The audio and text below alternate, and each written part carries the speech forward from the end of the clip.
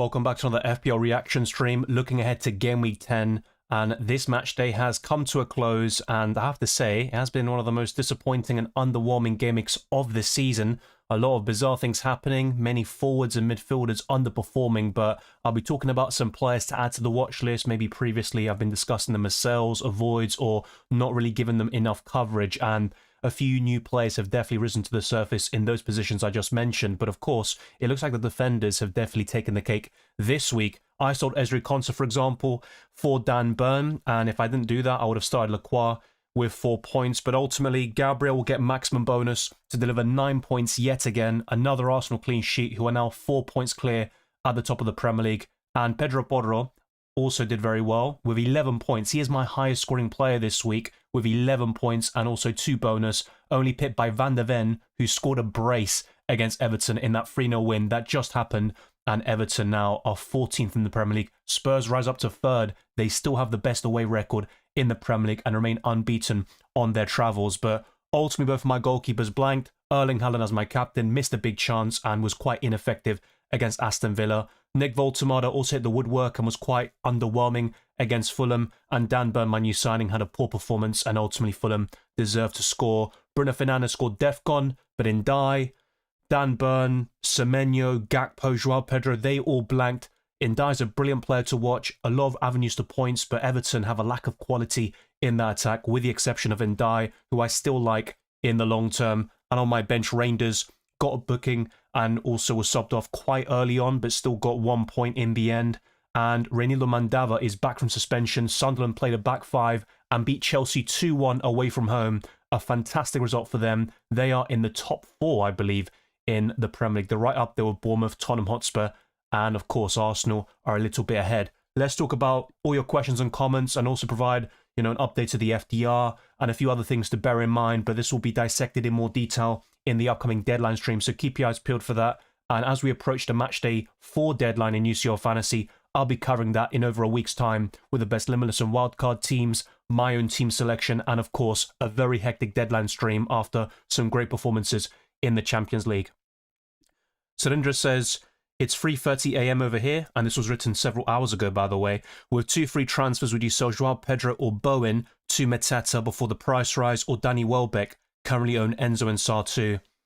I know West Ham were terrible the other day, but Bowen was still very impressive, and everything went through him. And it was also his assist that resulted in Matheus Fernandes' goal, which was a consolation goal in the end. But I think Bowen's performance was definitely encouraging, and I could still see him hauling against the likes of Newcastle and or Burnley. But Joao Pedro has the fixtures, he plays in a better team, but he's not having any shots whatsoever.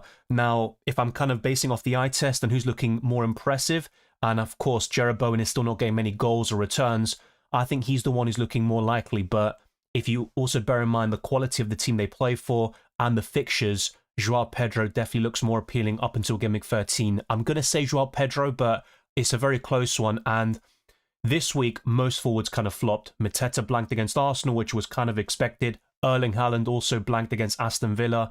You've got Voltemada, who also blanked. So I think with these 2 players, you don't have to be in a rush to sell them. I know Igor Thiago is in very promising form. He scored a penalty against Liverpool, but it was only 5 points in the end. Yes, I'd rather have 5 points than 2, but I wouldn't be in a rush to sell either Joao Pedro or Bowen. But by the time you get to Game Week 13, that's when it becomes a very big talking point, and I understand that. But I'll be honest with you, I'd keep both of them. I know Mateta looks very appealing from Game Week 10 onwards. He will be discussed again in the upcoming transfer tips, and his stats are ridiculous. But he was kept quiet today, and Arsenal defended very well against Crystal Palace, and I have to say the Eagles also did a great job defensively. But I would keep Joao Pedro and Bowen. If you had to sell one of them, it probably would be Bowen, simply because West Ham are terrible.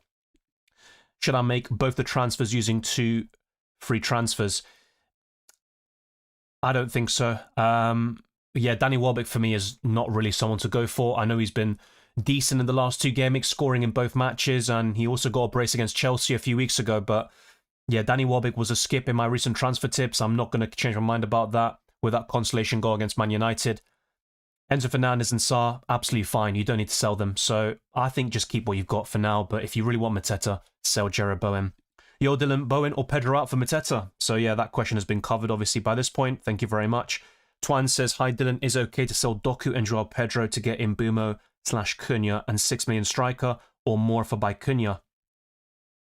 I'd rather get Mbeumo, to be fair. Cunha scored a brilliant goal, but Mbeumo's been very consistent in the last 3 game weeks with returns in every single one of them, and he got that brace, which obviously was massive for owners in a week like this, which is quite low scoring. He delivered 15 points against Brighton.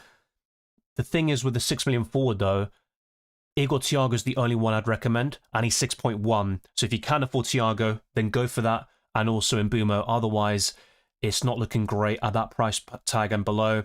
I'm not a big fan of Beto, Calvert-Lewin, and all these different strikers who are cheap, but ultimately you want a bit of consistency, and I think Igor Thiago provides that. Thank you, Ahmed, for gifting 5 memberships, a legend of the channel. So big up to Ensuki, to Saeed, Tom Harry, Kuka, and ANWR. You will get early access to my videos, prior to comments, and many other perks for an entire month. So Ahmed is the one to thank there. A big up to you for all the work you do for the community. Thank you.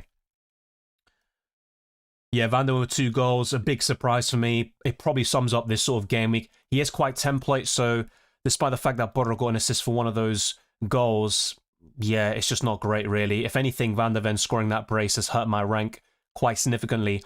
Yesterday, every single player had blanked, and yet I was on a green arrow, which kind of sums up this game week, but in the end, it wasn't enough to prevent that red, and it's the first time in 4 or 5 game weeks now that I've gotten a red arrow, but a poor gimmick from me, and I'm still in the mix, so I've only gone down by around 200,000 places, so it's not the end of the world, nor is it ideal, but yeah, just gotta forget about this gimmick and move on. A few learnings, of course, which I'll talk about in this stream and in my upcoming videos. That includes the transfer tips, which will probably be released tomorrow, a best wildcard squad for Game Week 9, sorry, for Game Week 10 now. We're going into my team selection, and there could be another predicted lineups and a few other different kind of surprises throughout the season.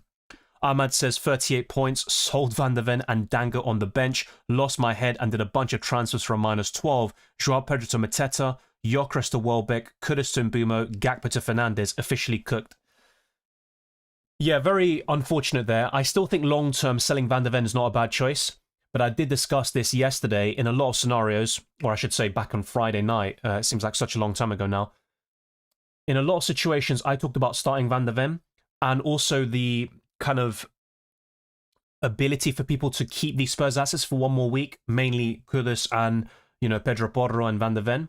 But I still think long-term, they're all sellable, and I'll be talking about that very soon. But yeah, Dango on the bench as well, quite frustrating. He got the goal and an assist as well, but he's still not someone you can rely on in the long term. Now, Brentford have found something that works for them, this 4-2-3-1, and ultimately in big games they can still revert to a back 5, especially if the results start to dip very soon. So, yeah, it's a bit of bad luck there. I just don't think a -12 hit is going to be the solution.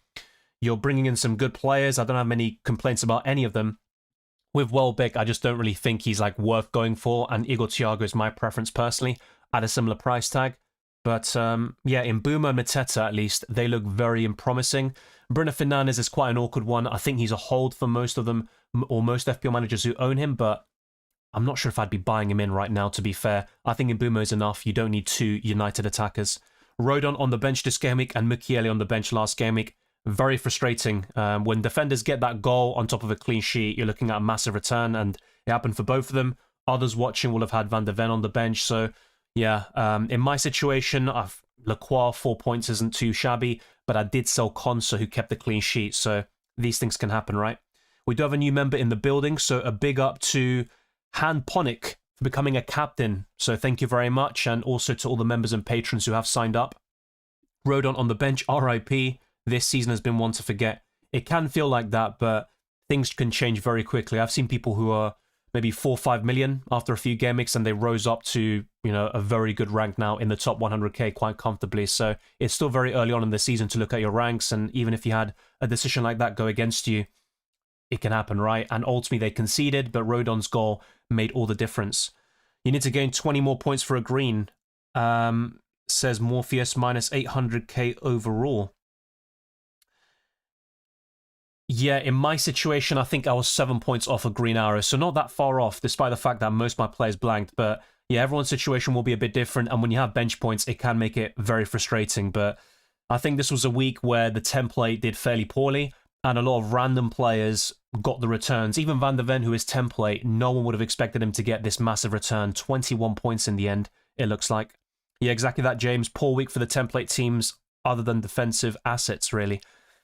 Yeah, I think so. Now, in my situation, at least for the last couple of weeks, I look at my squad and use websites like livefpl.net, and it does highlight a lot of differentials in my setup, like Pedro Porro, he was one of them, even in Die and a few others. So I don't think my team is completely template, but ultimately players like Gabriel are really highly owned. So if he does return 9 points, you're not going to gain too much from it, especially when you've got people doubling or tripling up on the Arsenal defense. But Joao Pedro is definitely template. Erling Haaland as well. I did bring in Nick Voltemada quite early on, but ultimately they were all disappointing nonetheless. 40 points without Gabriel Porro bonus points. Yeah, that would be 5 extra points for you. So 45. Porro pre-assist for the third Spurs goal. A bit of a shame, actually. I would have rather he gotten the assist, but yeah, Richarlison obviously was the one setting up Pape Mate Sarr. Barra says such a low-scoring game week, transferred out Foden for Mbeumo. Yeah, well, that's really well played, though. And Mbeumo is definitely the better asset long-term. With these Man City midfielders, I think they're all sellable. I thought one of Foden or Rangers could do well today, potentially, and I was backing Villa to get a result. But yeah, for them to keep a clean sheet and City to be quite, underwhelming is not something I completely expected. Man City are finished as smoking that Everton pack. Also, Liverpool and City, to be fair. You might have to change your YouTube name to Liverpool are finished, but maybe it's a bit premature. Don't know, should I hold Pedro or not? Is any forward worth under 7.5 million? I still think Joao Pedro as a whole, but he needs to start getting some shots away, let alone scoring very soon. Otherwise, it becomes a very clear sell. And I did say over a month ago at this point that I wouldn't actually mind for some people who want to go against the template to sell a Joao Pedro and go differential in that position. And Nick Voltemada was one of the names I highlighted recently, but the problem is this week, yeah, Joao Pedro blanked, but so did Haaland, Voltemada, and all these different forwards. Even Bowen got an assist and played very well, but only 5 points in the end. So a lot of forwards disappointed this week. Igor Thiago scored, only delivered 5 points, but yeah, I think at 7.5 million or below, you're probably looking at Igor Thiago, really. I know Danny Welbeck isn't too shabby. If you want to go there, be my guest, but I think with Brighton, there can be rotation in those positions. Jorginho Rota can play up front. I don't think that'll happen anytime soon with Welbeck's form, but I don't think Welbeck is an appealing option in the long run. That's the way I kind of view him, but those two can be considered, and I think Igor Thiago is the preference. Is it really worth going from Joao Pedro to Igor Thiago this week? I'm not necessarily sure about that. I'm playing 4-4-2 with Bowen and Haaland up front. Yeah, there's definitely a case to kind of take money away from either the forward line or midfield, and this week I think most midfielders and forwards just let us down, really, but it's not always going to be like this, and even sometimes if you go for a 4 or 5 at the back, it can actually go against you at times. Yeah, 67 points is a great score this week. I got, 75 to 82 points in the last 3 game weeks, so very consistent, but yeah, I would have taken 67 points all day long, considering the sort of game week we just had.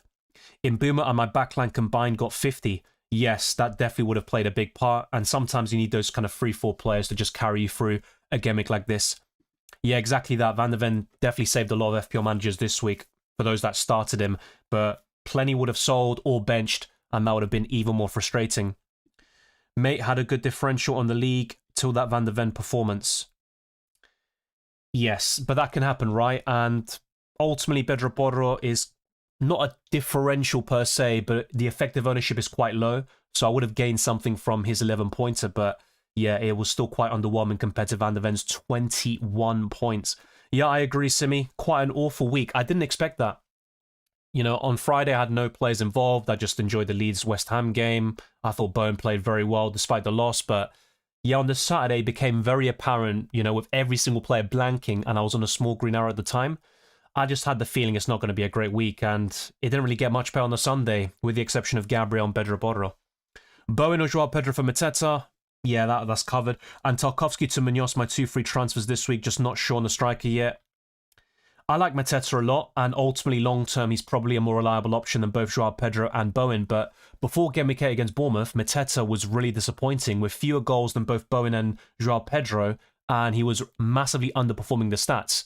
But if he continues getting those big opportunities, he's going to get goals, and we saw that against Bournemouth, and I think this run for Palace looks very encouraging. So I don't blame you for wanting Mateta, but I look at Bowen and Joao Pedro, and I still think they have a lot of value over the next couple of weeks. But as I mentioned earlier, if you had to pick one to sell, it would be Bowen. Tarkowski to Munoz looks great to me. And Tarkowski will get DEFCON in many matches, but Everton aren't keeping clean sheets, and Munoz always looks threatening, so I'd make that move. Van de Ven benched, I'm so unlucky. Yeah, it just depends who you started as well, but I think in a lot of situations, understandable. Someone on Twitter was telling me that they started Gabriel Senesi and another defender who, oh yeah, Timber it was. They all got a return, but then Van de Ven outscores basically all of them combined, so that's a bit unfortunate. Pieter says, I don't even want to know how many dead teams have Salah captain and Van de Ven in the team this game week. Yes, but ultimately a dead team will still be at a massive disadvantage because injury, suspensions will happen. And yeah, Salah's just not worth the money. So he's been sticking out the gaff for quite some time. But I would have taken 6 points from my captain this week, considering Haaland's blank.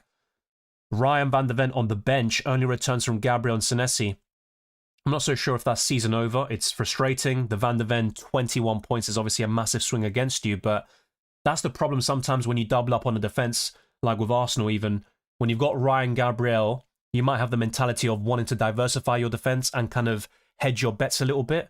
So you'll bench Raya and then start Gabriel that way. But sometimes that's not the best way to go about it. And ultimately with Arsenal, even against Crystal Palace, Atletico Madrid, and some of the best teams in world football, they can keep a clean sheet because they've only conceded 3 goals across all competitions in 13 matches, 10 clean sheets, and only 1 goal conceded from open play.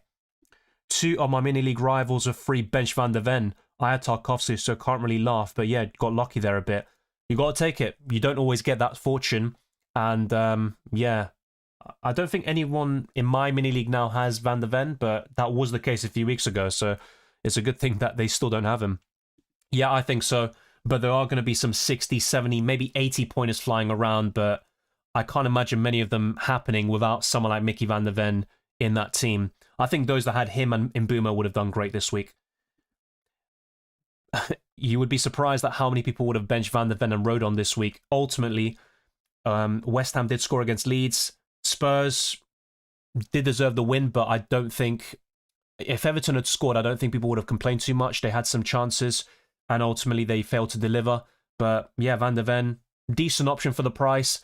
Going for Borro over Van der Ven is one of the kind of few decisions that kind of went against me from Game Week 1. Now, as a duo, it would have been Van der Ven and Wirtz instead of Borro and Gakpo. That was kind of my thinking in the Game Week 1 deadline stream. It seems like such a long time ago now, but yeah, it goes to show how quickly things can change in FPL and how volatile the landscape is. Yeah, it definitely is a low-scoring week for most people, but there are going to be some exceptions, of course. Foden out for Mbeumo or Bruno. If you're buying one now, it's going to be Mbeumo. He's showing consistency. Bruno Fernandes is very frustrating. He might have more avenues to points, but he's always so close to DEFCON, and I know he got it this time round, but yeah, I think Mbeumo is more likely to score from open play. I'd go for Mbeumo right now. James says, that's tough, Jared. I would maybe go Mbeumo for goal threat, but it's tight. Yeah, I agree. It has to be Mbeumo based on current form. It's not something I would have said a couple of weeks ago, but the tide has shifted over the last 3 match days. Simi Sunshine says, don't know what to do with Spurs assets. Well, Chelsea is a team they normally struggle against, but the Blues are also a bit vulnerable. Against Nottingham Forest, they won 3-0 last week, but I felt they were very fortunate not to concede. And against Sunderland, I think the Black Cats deserve that victory. Ultimately, a draw would have been fair, you could argue, but I don't think Chelsea did enough to win that game, and they were punished at the end. But yeah, I think Thomas Frank has made Spurs more reliable, much better from set pieces, and away from home, they're very solid. But they've got the 17th best record in home matches, and they're facing Chelsea at the Tottenham Hotspur Stadium. I'd still back Chelsea to get a result. I still think the likes of Borro, Van der Ven, and Kudus are sellable, to be fair. You could definitely argue they can be held onto for one more week, but yeah, there are better players elsewhere. Jared says 50-50 not working out for me this season when Goodmanson and Alderete over the other two. Such big swings. Yeah, Mukiele, of course, did the business last week, and it was Rodon this time out. But it's going to change, right? A few weeks ago, or even months ago, it was Goodmanson getting 9 pointers in back-to-back home games. Alderete got a 17-pointer, so I wouldn't be too concerned. It can sometimes feel like every 50-50 call goes against you, and especially when you go for something a little bit different and it just kind of backfires, it makes you kind of, or it puts you off from going a little bit different in future. But yeah, I think that can easily swing the other way. Play 2 out of DCL, Piquet and Joao Pedro. I'd still play Joao Pedro, and I think this could be the game where Dr. Tottenham will come in and end Joao Pedro's goal drought. But Yeah, I was telling a Spurs friend of mine after they lost to Aston Villa, I felt they'd get a result against Monaco, and to be honest, they were very fortunate to get a draw there. And I felt that they wouldn't lose against Everton, and ultimately they got the 3 points here, and they're now third in the Premier League table. But I'd still start Joao Pedro, and the other one's difficult, but I just don't like Calvert-Lewin as an asset. Paqueta got a 1-pointer, had a goal disallowed against Leeds, but it's probably going to be Paqueta for me.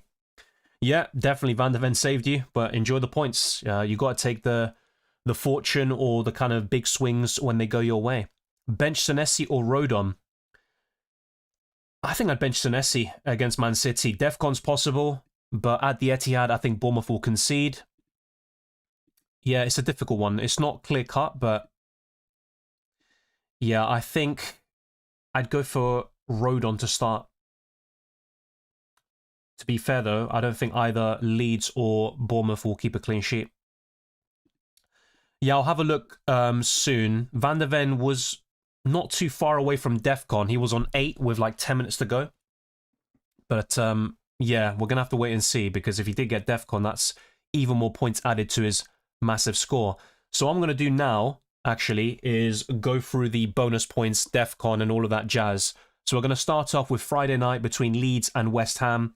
So the bonus were allocated to Rodon and Aronson, who both picked up maximum bonus points. Longstaff got 1.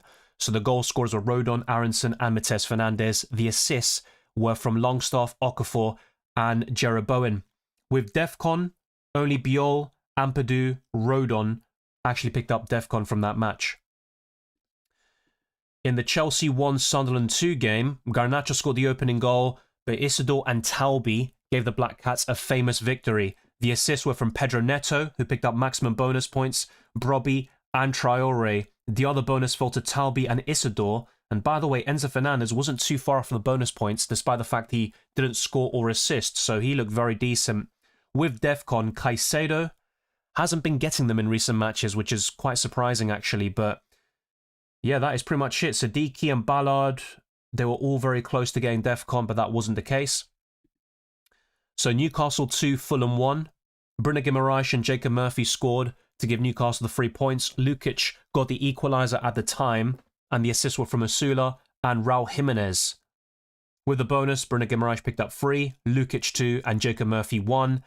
And with Defcon, Joelinton picked it up for Newcastle, and only Sessegnon and Tete did for Fulham. With Man United 4, Brighton 2. Of course, Mbeumo scored a brace. He has been the standout player this week alongside Van de Ven. Mateus Cunha and Casemiro scored the other goals for Manchester United. Danny Welbeck and Costulas for Brighton and Hove Albion. The assists were for Shaw, Heaven, Casemiro, Sesko, Minter and Milner. And the bonus points were for Mbeumo, who picked up maximum bonus points, Casemiro with 2, and Cunha with 1, scoring his first goal for Manchester United. With Defcon, Bruno Fernandes actually picked up the most for Man United, and Casemiro also was able to secure those points. Vifa and Van Heck were the only ones for Brighton. So remember, for midfielders and forwards, they have to make 12 defensive actions to secure Defcon. For defenders, it's 10 defensive actions. So clearances, blocks, interceptions, and tackles. For Brentford 3, Liverpool 2, Dango Ouattara, Sharda, and Igor Thiago scored the goals. Kerkez and Salah for Liverpool, and the assists were for Dango Ouattara, Ajer, Damsgaard, Bradley, and Dominic Szoboszlai, who produced 10 points overall. And he actually picked up maximum bonus points. Damsgaard got 2, both Dango Ouattara and Sharda with 1 bonus point apiece.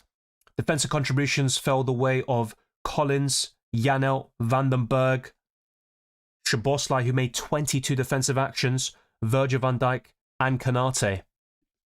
And from the Sunday games, Arsenal 1, Crystal Palace 0. Eze scored and Rice got the assist, and looking back at the video, I don't think Gabriel gets a touch on it, otherwise it would have been his assist quite clearly. In terms of bonus points, Gabriel with 3, and the same goes for Eze actually, they both share 3, and Declan Rice will get 2. With Defcon, Zubimendi was the only Arsenal player to do so. Gabriel was 1 off from getting defensive contribution points. Lacroix, who's on my bench, got 21 defensive contributions, and the other one was Mark Gay. Aston Villa 1, Man City 0. The only goal was scored by Matty Cash from outside the box. Buendia with the assist. And the bonus points fell the way of Cash, Pau Torres, and Emi Martinez.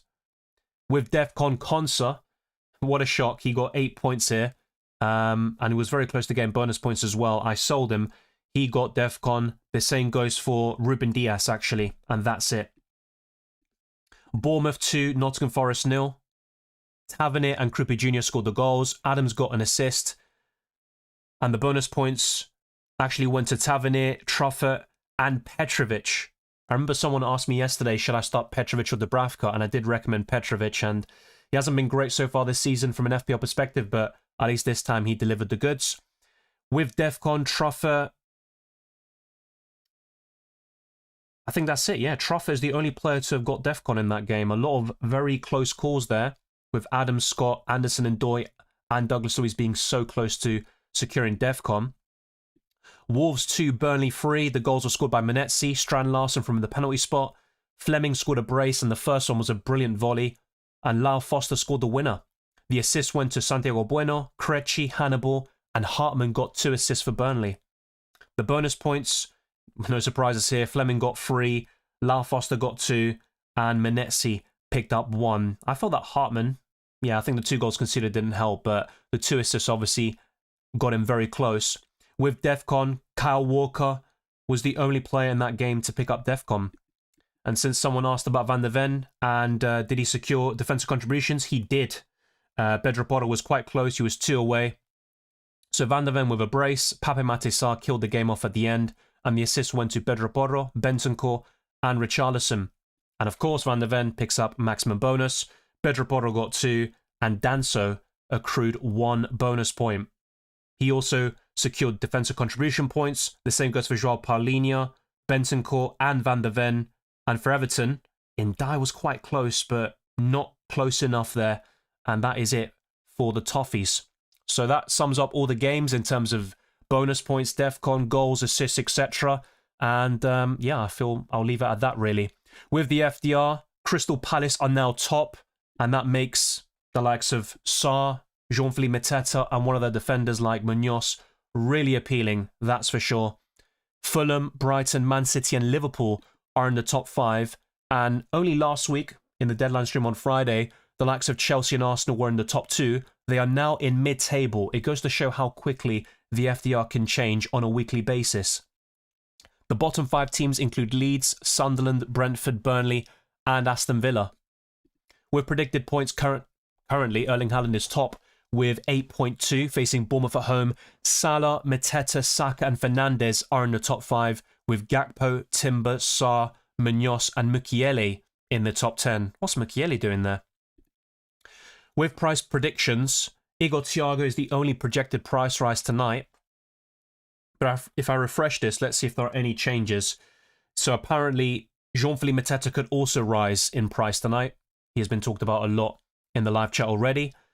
The Reinders, Livramento, Mitoma, Kilman, Norgard, Madueke, Diarra, Xavi Simons, Aina, Hinshelwood could all go down. The same goes for Dorgu, Gittins, and James Maddison. If we compare the stats of Mateta and Joao Pedro, you will see it's no contest at the moment. And if I were to buy someone fresh, it would definitely be the Frenchman. But I also think Chelsea have very promising fixtures, maybe not to the same level as Crystal Palace. But over the next 3, I would back the Chelsea players like Enzo Fernandez and Joao Pedro to do fairly well. But just look at these stats by Mateta. His XG is 7.8, 29 shots overall, 16 on target, and 23 inside the box. And Joao Pedro is not even half with any of those metrics. He does have 2 goals and 3 assists though, and Mateta with the 5 goals in 9 matches. But in every stat, even XA, Mateta leads there by 0.02. 15 big chances to Joao Pedro's 2. And with big chance created and key passes, that's where the Brazilian has an advantage, but not enough to make me recommend the Brazilian over Mateta. So I think Mateta's the clear winner here.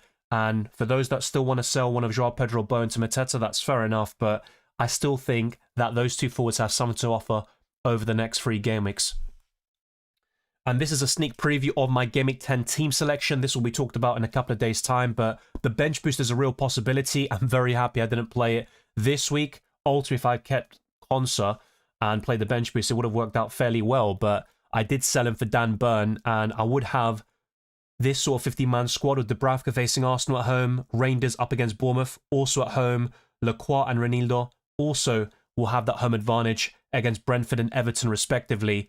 Gabriel's no longer yellow flagged, but of course, a lot of these players blanked in Game Week 9.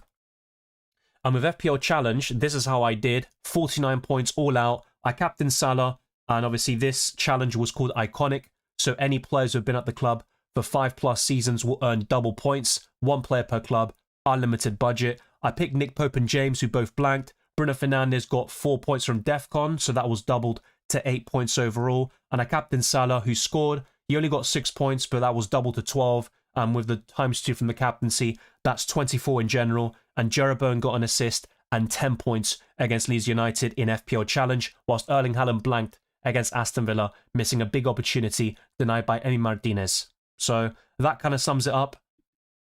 And you will see top 10 captains, clean sheet odds in some of my upcoming videos, and also in the next deadline stream for Game Week 10. That will be next Saturday, so keep your eyes peeled for that. And let's now go to my FPL squad again, which of course has got even fewer points than my FPL Challenge team, with only 42 across these 11 players. 63 points without Van der Ven, unreal return for him, and jealous owners have him. I guess most got the captaincy wrong this week, overall rank 2,500.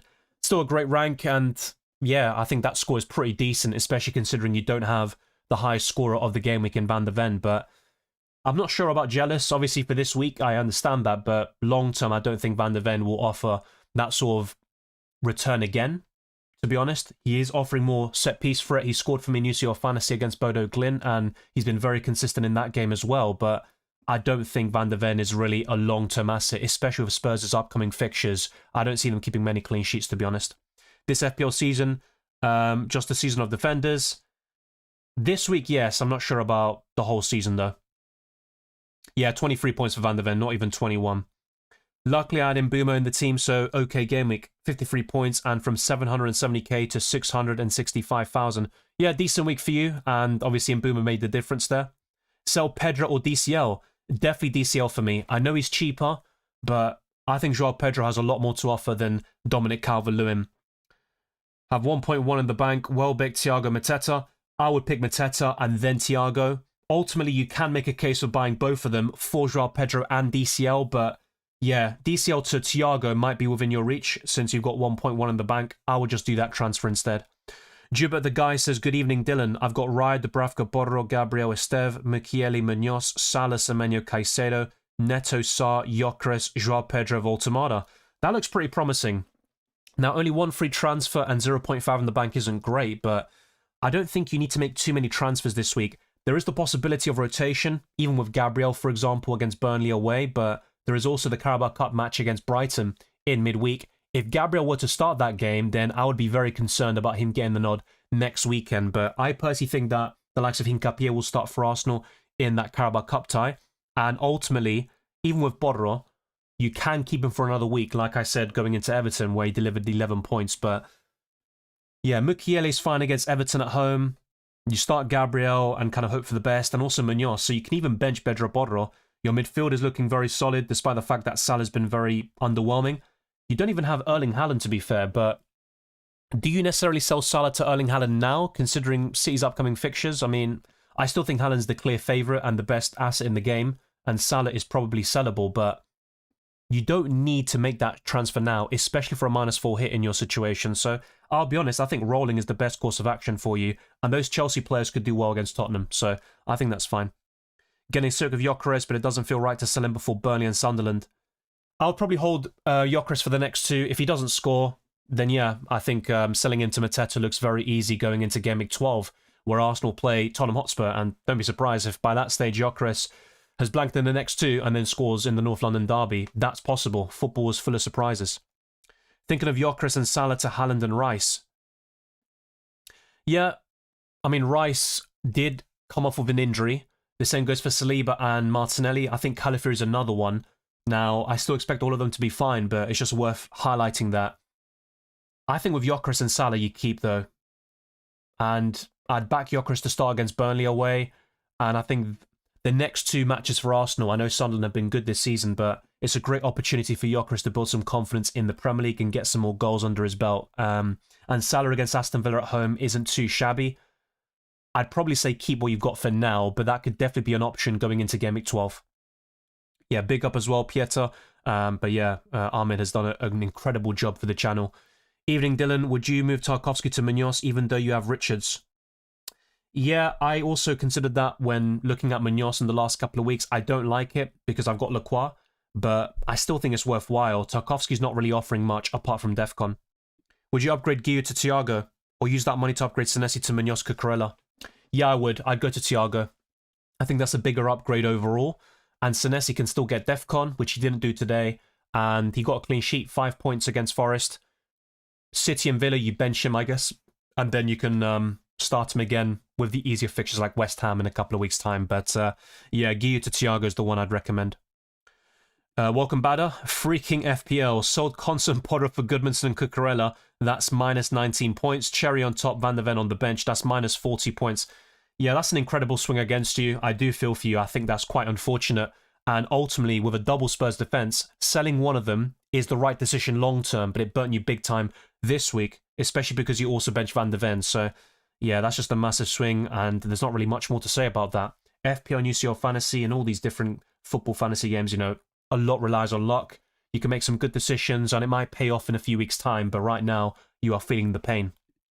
Hi, mate. Stack to Mbumo. Already have Saka, Semenyo, and Dai, Enzo for a -4. Yeah, I think long-term that pays off, to be fair.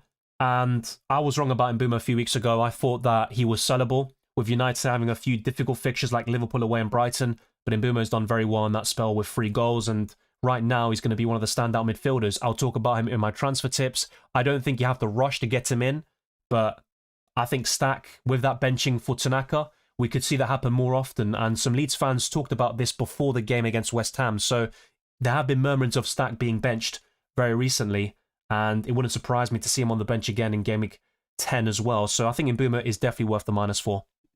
I was fed up with Spurs players last game week and wildcarded them out this week. Van der Ven with a 23-point haul is crazy. Yes, I wish he had a 2-point haul or 2-point blank, but that wasn't the case. 49 points, good recovery from yesterday. Looking at free hit 10, some potential games to target. Yeah, that's pretty decent, especially for those with a lot of Chelsea and Tottenham players together.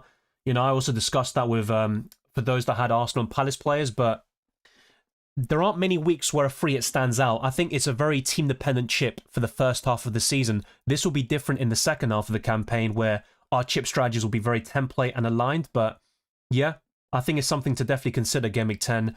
I think the most likely scenario for me is bench boost in Game Week 10 and free hit in Game Week 11, but nothing is locked in yet. Mateta rising tonight? If yes, Bowen to Mateta. Yeah, so I showed you the price changes earlier. It's only a prediction, but it's a very good chance that Jean-Philippe Mateta will rise. I'd probably do it. I think long-term it pays off. I like Bowen, and he could do well against Newcastle and or Burnley, but yeah, I think Mateta plays in a much better team. His stats are incredible.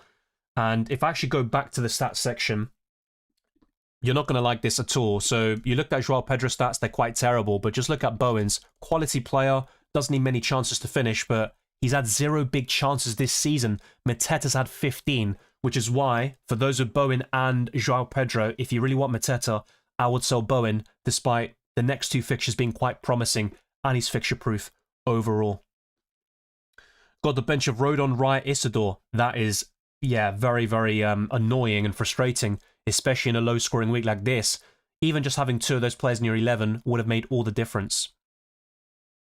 So yeah, there are a lot of messages coming in. Thank you, Barif. Good night to you as well. I'll try to whiz through them because, yeah, I'm very far behind in the chat. A lot of messages coming in. Drop a like on the stream, subscribe to the channel, hit the notification bell, all that good stuff. Join my Discord server, the FPL League, FPL Challenge. Check out my Spotify and leave a 5-star review. It goes a long way to boosting us up in the algorithm. And thanks to Paul Carter for the super chat. Massively appreciated, mate. Best Fulham asset as the fixtures look decent, and Saka or Gyökeres. I still think Saka over Gyökeres. It's also because I would argue in the forward line there are more options, even though Bowen is playing in a poor West Ham team. Erling Haaland goes without saying. You've got Voltemada, Mateta, Igor Thiago, Danny Welbeck for those that want to go there. And I still like Joao Pedro, even though he's been testing my patience recently. In the midfield, especially at Saka's price point, there aren't too many who really stand out. You'd probably say in Boomer at the moment, Semenyo is still the most consistent performer, and I'd hold on to him for those that have, but yeah, it's a difficult one. I don't think Saka Gyökeres is clear-cut, but Saka has more avenues to points, and I think he'll get more goal contributions, so it would be Saka, and he was subbed off early today because he was ill. I watched Arteta's press conference after the game. He talked about 4 players being subbed off due to a potential injury in Martinelli, Calafiori, Rice, and Saliba, but Saka's was because of illness. He was kind of a doubt to play against Palace, but he did make that extra push, and he started. As for the best Fulham asset, that's an interesting question. I'm not a big fan, but honestly, I would avoid all their defenders. If Joachim Andersen was fit because of DEFCON, you'd naturally gravitate towards him, but really, it's probably Raul Jimenez or nothing. And would I recommend Jimenez over Igor, Thiago, Welbeck? No chance, but that's probably the way I'd go about it. Iwobi can give you these kind of massive returns on the odd occasion, but I'm really struggling to find a Fulham asset to recommend. They're a decent team, quite difficult to break down and beat, but they have been getting some poor results this season, and FPL-wise, they don't offer much value at the moment, so I'm struggling to find, you know, a player that I really like, but it's probably Jimenez by default, and I'm not a big fan of that. So, yeah, I think that's the way I'd go. He obviously got the assist against Newcastle yesterday, but there's no chance I'd be prioritizing him. So it's either Jimenez or Iwobi, and that's basically it right now. Let me know your thoughts in the live chat and tell me what you think. Are you bringing in Mateta, or are you happy with João Pedro and Automata? I'm not happy with João Pedro, don't get me wrong, but I don't feel that that's a priority transfer. If I was wildcarding, yes, I'd bring in Mateta for João Pedro probably, and I think Voltemada is still probably a hold for me, despite the blank against Fulham. But with 2 free transfers and my current plan is to bench boost in 10, I think my defensive line and the midfield maybe is kind of the main areas to improve rather than my forward line. So yeah, Mateta could be brought in very soon, but not in Game Week 10, I believe. And that'll be talked about in my team selection. Yeah, exactly that, Goldhead. Van der Ven did get DEFCON. I think in the last few minutes he was picking up a few defensive actions there. Target, Wolves, Burnley, West Ham, Liverpool. Dark horses, Sunderland, Bournemouth, Brighton, Palace. Yeah, I mean, Palace are 10th in the league. They are winless in 4 matches, but they were excellent defensively against Arsenal. Brighton are very hit and miss. They can beat the best teams, but then, you know, kind of drop points against the worst clubs. They're a bit like the Robin Hood of the Prem right now. Sunderland, yeah, they've been definitely the dark horses of the season, I believe. And Bournemouth, I don't think they'll challenge for the league, but they can definitely challenge for a Champions League spot. I think that's definitely possible. The same goes for Crystal Palace, but it's all about the balance in the case of the Eagles of the cup competitions and the Premier League. Dylan, João Pedro, absolutely ineffective without Cole Palmer. He doesn't know whether to shoot or pass. Yeah, I mean, even Gyökeres today, for example, he had maybe 1 or 2 opportunities to just shoot. He was surrounded by players, but he could still have gotten effort on target. But that's been the case of João Pedro in many matches recently, and he's not scored in quite a while now across all competitions. So it's a big concern, but against Tottenham and then some promising fixtures afterwards, I think he's still a hold, but if he doesn't return in the next 2 or 3 games, I think João Pedro easily becomes a sell. Goldhead says, got a rather template-looking team, but I like it. Only player I'd look to sell is João Pedro to Mateta. Thiago for differential. Otherwise, it's rolling season. I'm in the same boat as you. I don't think my team is perfect. There are definitely areas to improve, but I could even bench boost this week, and I've got 2 free transfers to optimize that booster, and João Pedro would be kind of a luxury move. I still think he's worth holding in many situations. Yeah, and Ndiaye always looks promising, though. It's a shame he didn't get any goal contributions or DEFCON, but he's always close. He's always in the mix, and he's by far Everton's best player. I think Ndiaye's quality. Defense seems to always carry each week. Not in my case. So last week, I got 82 points and a massive green arrow, but Gabriel was my only defender who actually provided a return. Dubravka got 9 points in between the sticks, but both Lacroix and Pedro Porro got 1 pointers in Game Week 8. So it depends, right? I think there are still multiple avenues to points, but this week many midfielders and forwards let us down, so that's why there is this kind of narrative of defenders carrying us. It's not always the case. So yeah, as I said before, mate, best Fulham asset is probably going to be Jimenez, but I'm not a big fan. Not a single goal or assist in my team. Very funny week. Yeah, only Bodro got an assist for me. And that's it. That's incredible, isn't it?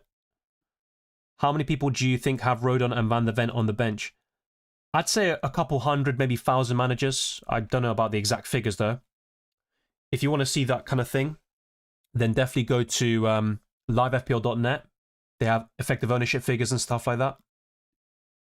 Used my bench boost last week. Ouch. Yeah, Gameweek 9, in hindsight, not a great week to bench boost for some people, but then you've got others with Van der Ven or Rodon, maybe even both, and that's a different story, right? So there's a lot of massive swings there, and it can be luck-based. Yeah, Reinders, I talked about this for a while now. I think he's a sell. Foden as well. The only City player worth having is Erling Haaland. It is what it is, a massive gamble, a win or total bust, says Ahmad. Van der Ven, was that Virgil van Dijk? What to do with him? Well, Liverpool have good fixtures from Gameweek 12, as you mentioned, and he's got DEFCON potential, so I don't think he's like a priority sell, you have to get rid of him, but in my recent transfer tips video, I talked about offloading him, because you've got Gabriel, who could be benched against Burnley, that's a possibility, but overall he's the best defender in the game. I think I'd rather go in that direction, or Daniel Munoz, because of Palace's fixture run, and the multiple avenues to points. Munoz is so exciting to own. If you're kind of bored of FPL, or want to do something a bit different, buy Daniel Munoz. Yeah, it's a part of the game. Nothing is guaranteed in football and FPL. I completely agree. 100% there, Lager. Should I take a hit to do Cucurella to Gabriel? Probably not. I know Spurs would be fancy to score against Chelsea, but in recent seasons, we've seen Chelsea keep clean sheets at the Tottenham Hotspur Stadium. Cucurella, I know he hasn't really shown it this season, but an attack and return is still possible, and Gabriel could be benched. As things stand, my opinion is that Gabriel will be benched against Brighton, and Arsenal will go strong against Burnley because they've been quite solid this season, actually. All the newly promoted teams have been quite competitive, but yeah, I'm not sure about a hit for that, mate. You've already got Timber as well, and Arsenal haven't conceded a goal in over 300 minutes, and they've been so solid defensively, but that's not always going to happen, and you might get a few surprise goals conceded in some of the games coming up. But yeah, as things stand, I'd say hold on to Cucurella. Yeah, Danish says 23 points. Oh yeah, that's for Van der Ven. For a second, I thought you were talking about your FPL team. That would have been quite poor.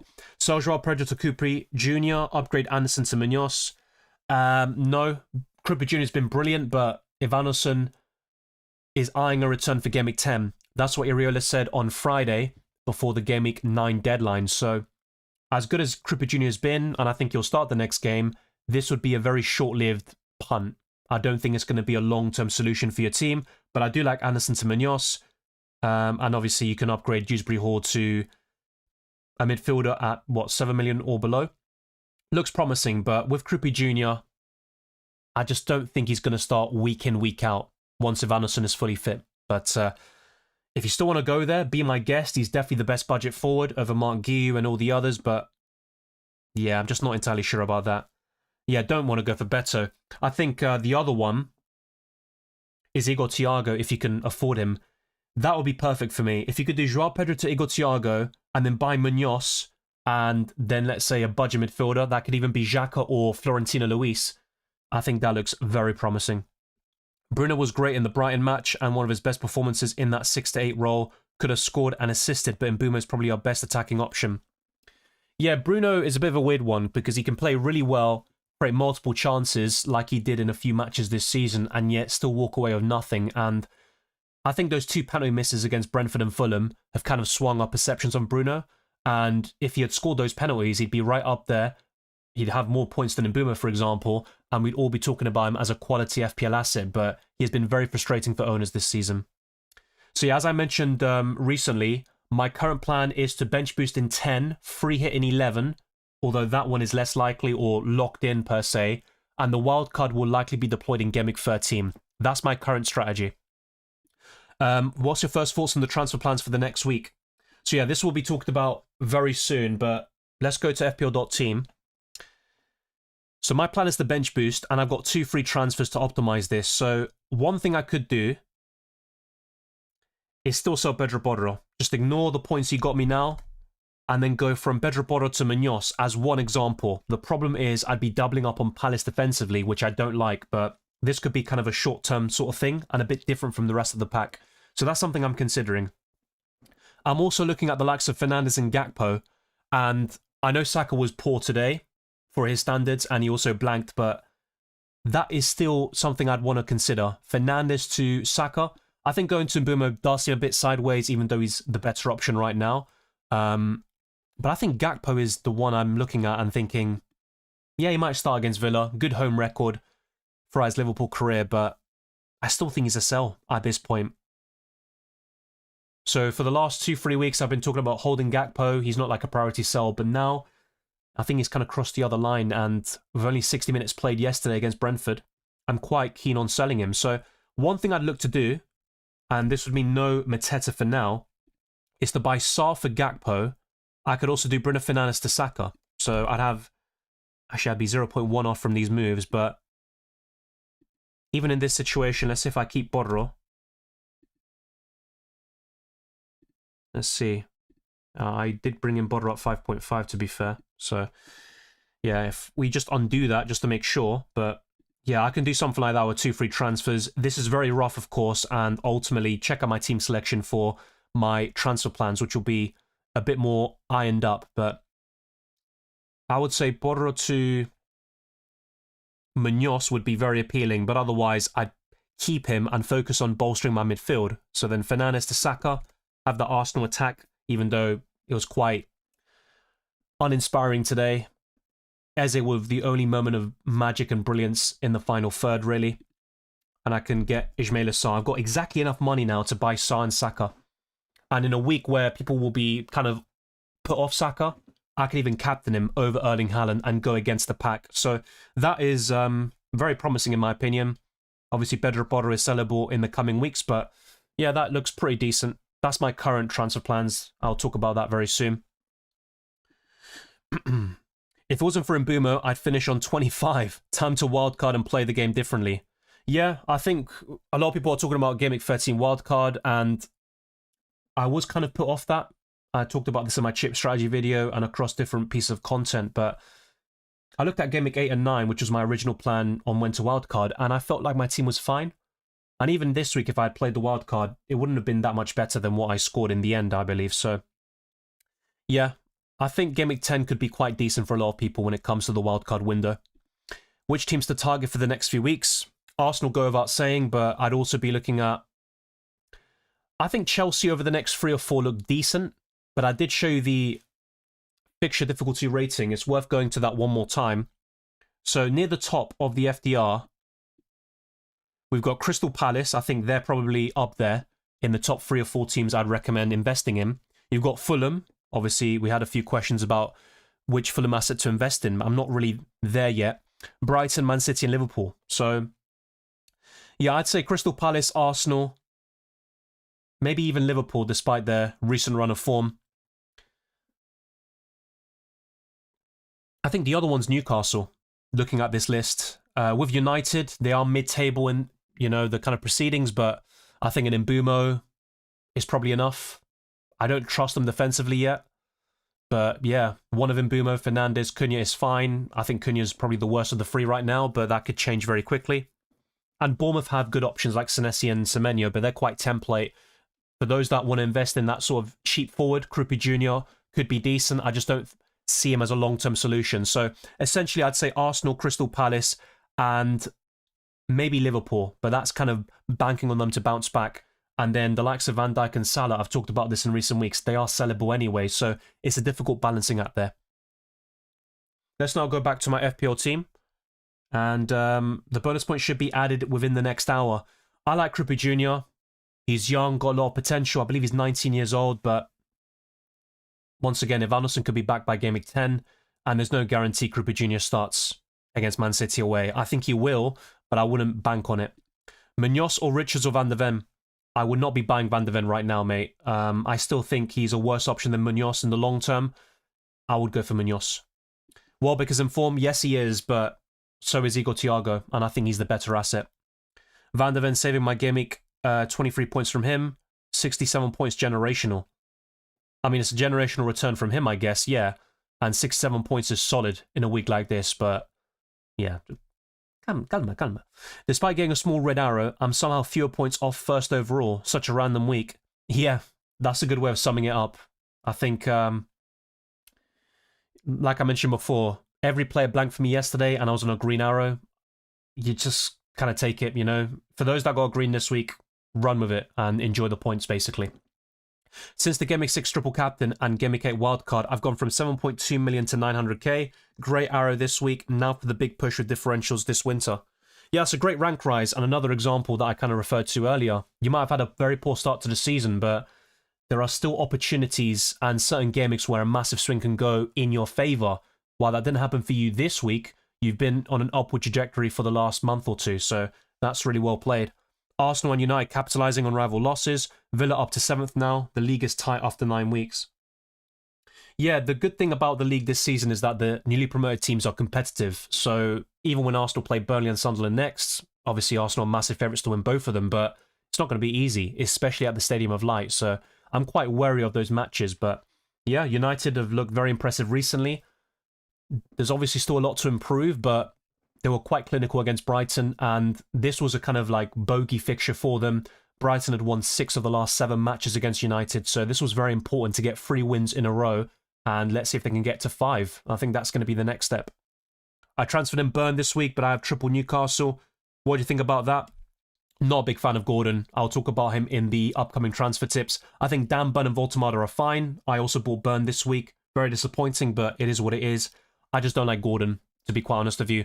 Will he get returns this season? Absolutely. He hasn't got one in the Premier League so far. That will change, and he's facing West Ham away next, so don't sell him, but I think long-term he would be an issue. It's kind of funny, but in UCL Fantasy, I'm actually intrigued about buying Gordon, because in that competition, he's got 4 goals. He's right up there with Kane, Mbappe, and Haaland as the top goal scorer of the competition, but in the Prem, it's a different story. When Voltemada captain instead of Haaland didn't pay off, at least Haaland blanked. Yeah, you went for something a little bit different. He hit the woodwork. Yeah, you didn't gain or lose anything from it. But it's a bit frustrating, right? Differentials in the business with Rodon, Eze, and Bumo, while template options like Haaland, Semenyo blank. Yeah, I think for those that have differentials like that who, did the business this week, it can be very rewarding, and you will get this sort of things happen throughout the season, but there will be other times where it goes the other way, and both Haaland and Semenyo are template for a reason. Sol van der Ven to James, please call me FPL God. Yeah, the FPL God of misfortune, maybe. But look, James is still a good pick for the next couple. I think James will outscore Van der Ven in Game Week 10, but I don't think you really care, right, with that massive swing this week. Bruno, DCL, Reinders, Goodmanson to Sarr, Longstaff, Mateta, and Munoz 5 free transfers. Okay, I like Sarr, Mateta, and Munoz. They look really appealing, but Longstaff, not really sure about that, mate. As a budget midfielder, that's fine, but you've also got Xhaka and Florentino Luis for DEFCON. I still think Caicedo is decent, but I said this before, the goals will dry up, and he's not even getting DEFCON at the moment. Yeah, ideally, instead of Longstaff, you would go to Enzo Fernandez or Ndai. If you have enough money to do that, I'd highly recommend that. But yeah, overall, I'd say yes, good transfers. My only concern is selling Bruno, but he's been a bit frustrating this season anyway.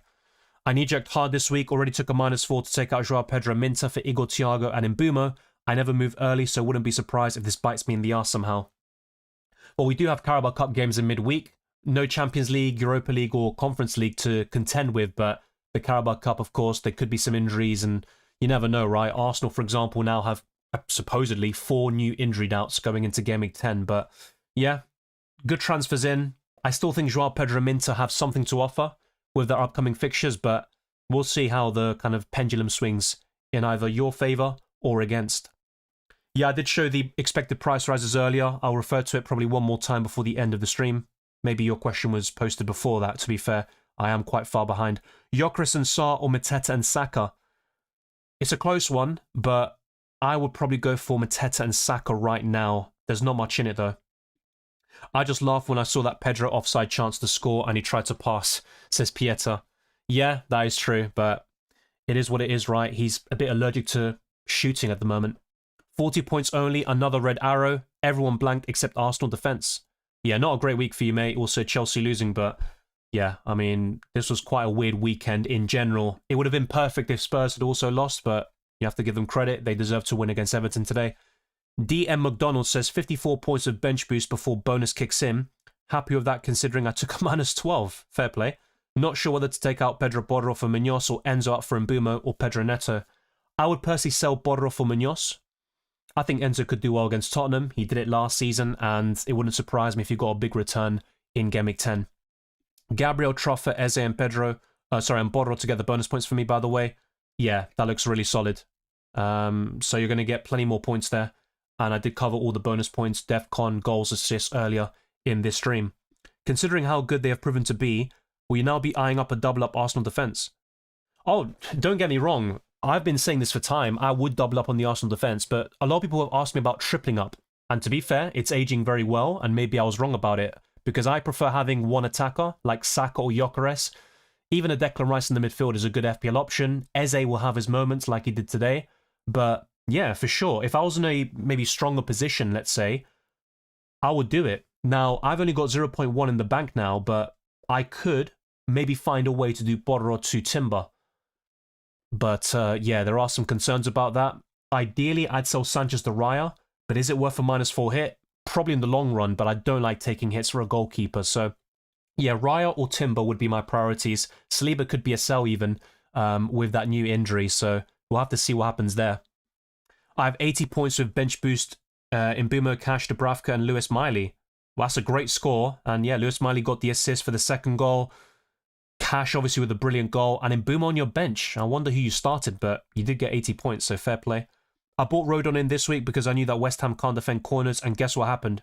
Yeah, that's absolutely fair enough. I mean, ultimately with Rodon, Leeds are near the bottom of the FDR for the next couple, but you've already got some points in the bag. He's a 4 million defender, or 4.1, so you can bench him in the upcoming game weeks.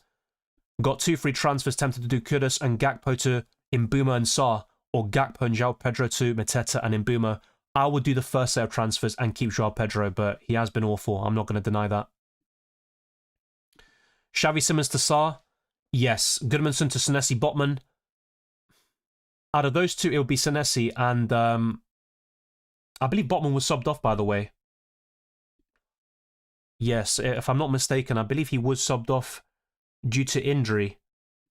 Yeah, he was, so I wouldn't go for Botman. The only Newcastle defender I'd invest in, well, the only two, would be Dan Burn or Trippier, but Burn played very poorly yesterday. Yeah, Van Dijk to Timber looks good to me.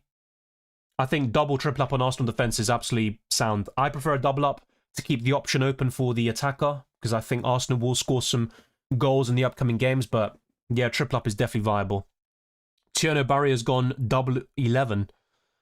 Yeah, I think Cunha, by the way, went 16 games without a goal or assist in a row for Wolves, Brazil, and Man United. But yeah, he has played well, to be fair. Yeah, Tierno Barry, I thought we'd do better than this.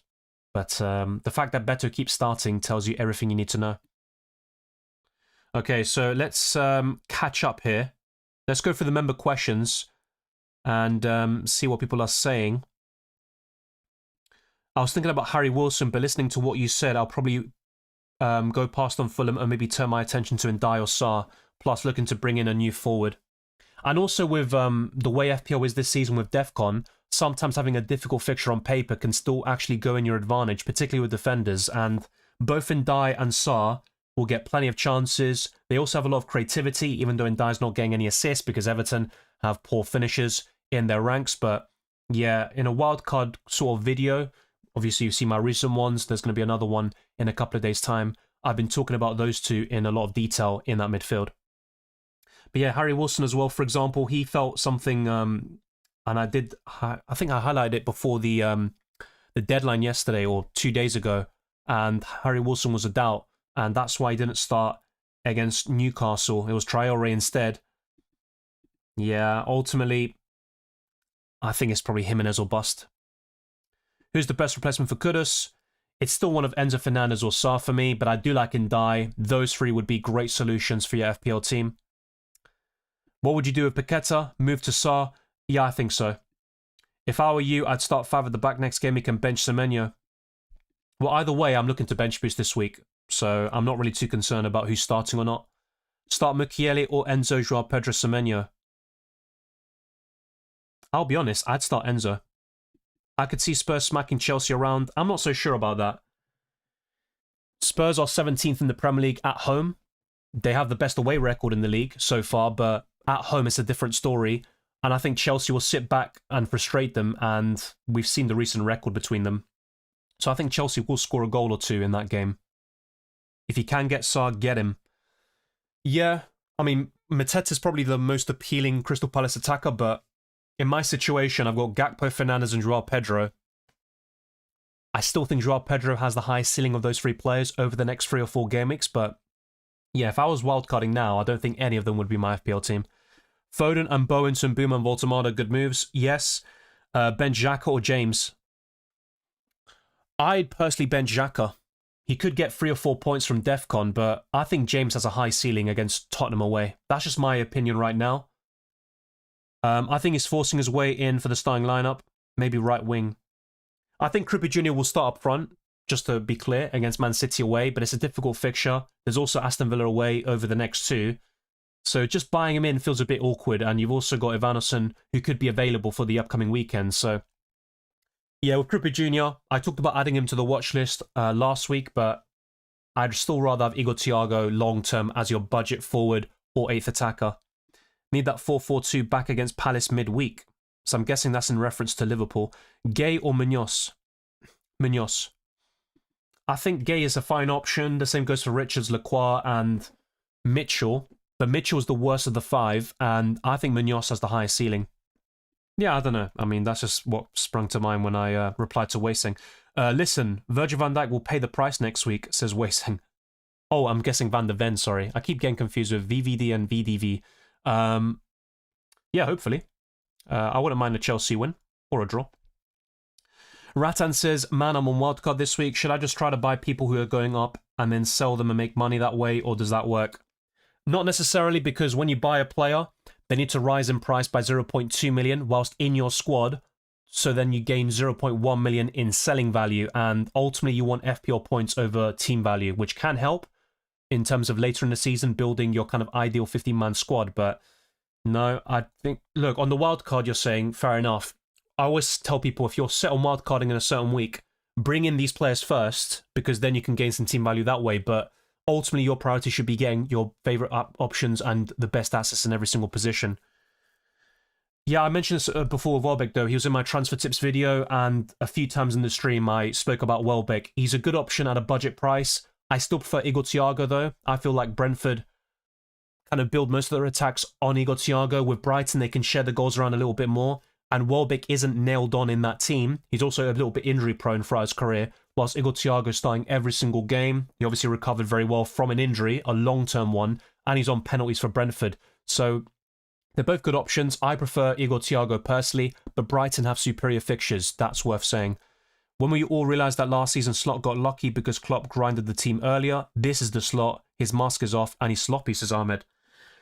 Look, last season, and you can't really judge too much on what people say online because people are so reactionary, but I saw some Liverpool fans say, oh, Jurgen Klopp is a bottler, you know, he should have won way more with the team he had, and Arne Slot's a winner, he's now, you know, basically taking Liverpool to the next level, and I felt that was already way too harsh, and Klopp, up until this point anyway, is the better manager. And with Arne Slot, he still did a great job last season. He found the right balance, he got the best out of Salah, and without spending any money, he won the Premier League, so you have to give him credit for that. This season, though, the results are down, and even when they were winning in the first 5 games, a lot of people did point out, myself included, that it's unsustainable. They need to improve ASAP, or they're going to, you know, go for a rough patch. But no one expected them to lose 4 consecutive games across all competitions, and then also in the Premier League. So, yeah, it has been definitely a completely different sort of outlook on Liverpool and Slot this season, but you don't go from being the best manager in the league, as some people claimed, to now being an absolute bum who should be sacked. I think that's one extreme to the other. Slot's a good manager. He's still quite young. He's got potential, but yeah, I felt like people go from one extreme to the other very quickly. If I had Bruno this weekend, it would only have cost me a point for that -4 because Rangers did damn all. Yeah, and Bruno only got 4 points in the end. Rangers, I'm still, I want to say happy to keep against Bournemouth, but it's not a priority to sell him. But yeah, I think he is definitely someone to offload in the coming weeks. Thank you, Punjabi. Good night to you as well. See you in the Game Week 10 videos and deadline stream. Cheers. Thank you very much. Game just totally pissed me off this weekend, thinking could have a mega weekend, picking Rodon and bloody Van der Ven on the bench. 15 points, another crap week. Well, 50 might have been a red arrow for you, but it's still an okay score. But yeah, with those points on the bench, that easily could have been 70, 80 plus. So that's where the frustrations lie. Tarkovsky to Munoz and Joao Pedro to Mateta. I need to do it tonight, otherwise I won't have enough money. I would say yes. I think long term it pays off. Just bear in mind that Joao Pedro against Tottenham could do well, and I have a feeling that Chelsea will bounce back against Spurs. That's my initial reaction. Maybe I'll change and evolve my opinion over the coming days. Munoz, Sarr, and Mateta worth bringing in for Tarkowski, Stack, and Pedro -4. Would you save money and go Gay? I prefer Munoz, to be fair. Just be mindful about future moves you might want to do. And would buying Gay allow you to make a big upgrade elsewhere? If that's the case, then maybe it's worth going for that cheaper defender, but you might as well go for Chris Richards then, who can get DEFCON, and he's 4.5 in that Palace defence, but I prefer Munoz personally. Mario Rodriguez says, Dylan, 6 points on my bench boost, Dubravka, Burn, Tarkowski and Reinders, awful game week. I also saw Van der Ven last week. Joao Pedro to Mateta this week, worth it. I like Mateta. I think he will score more goals than Joao Pedro. I think that's quite clear. He gets so many big chances, and I compared the stats earlier, but I still think Chelsea will score goals over the next 3, including Tottenham away, and Joao Pedro still has something to offer, despite the recent blanks and not even shooting, which is a big concern. But yeah, I'd say it's worth it long term, but for this week necessarily, I'm not so sure, to be quite frank with you. Now I'm tempted to bench Chalobah and Senesi for Game Week 10 and play Rodon and Mukiele, but I'll probably be punished the other way. It does seem that way, right?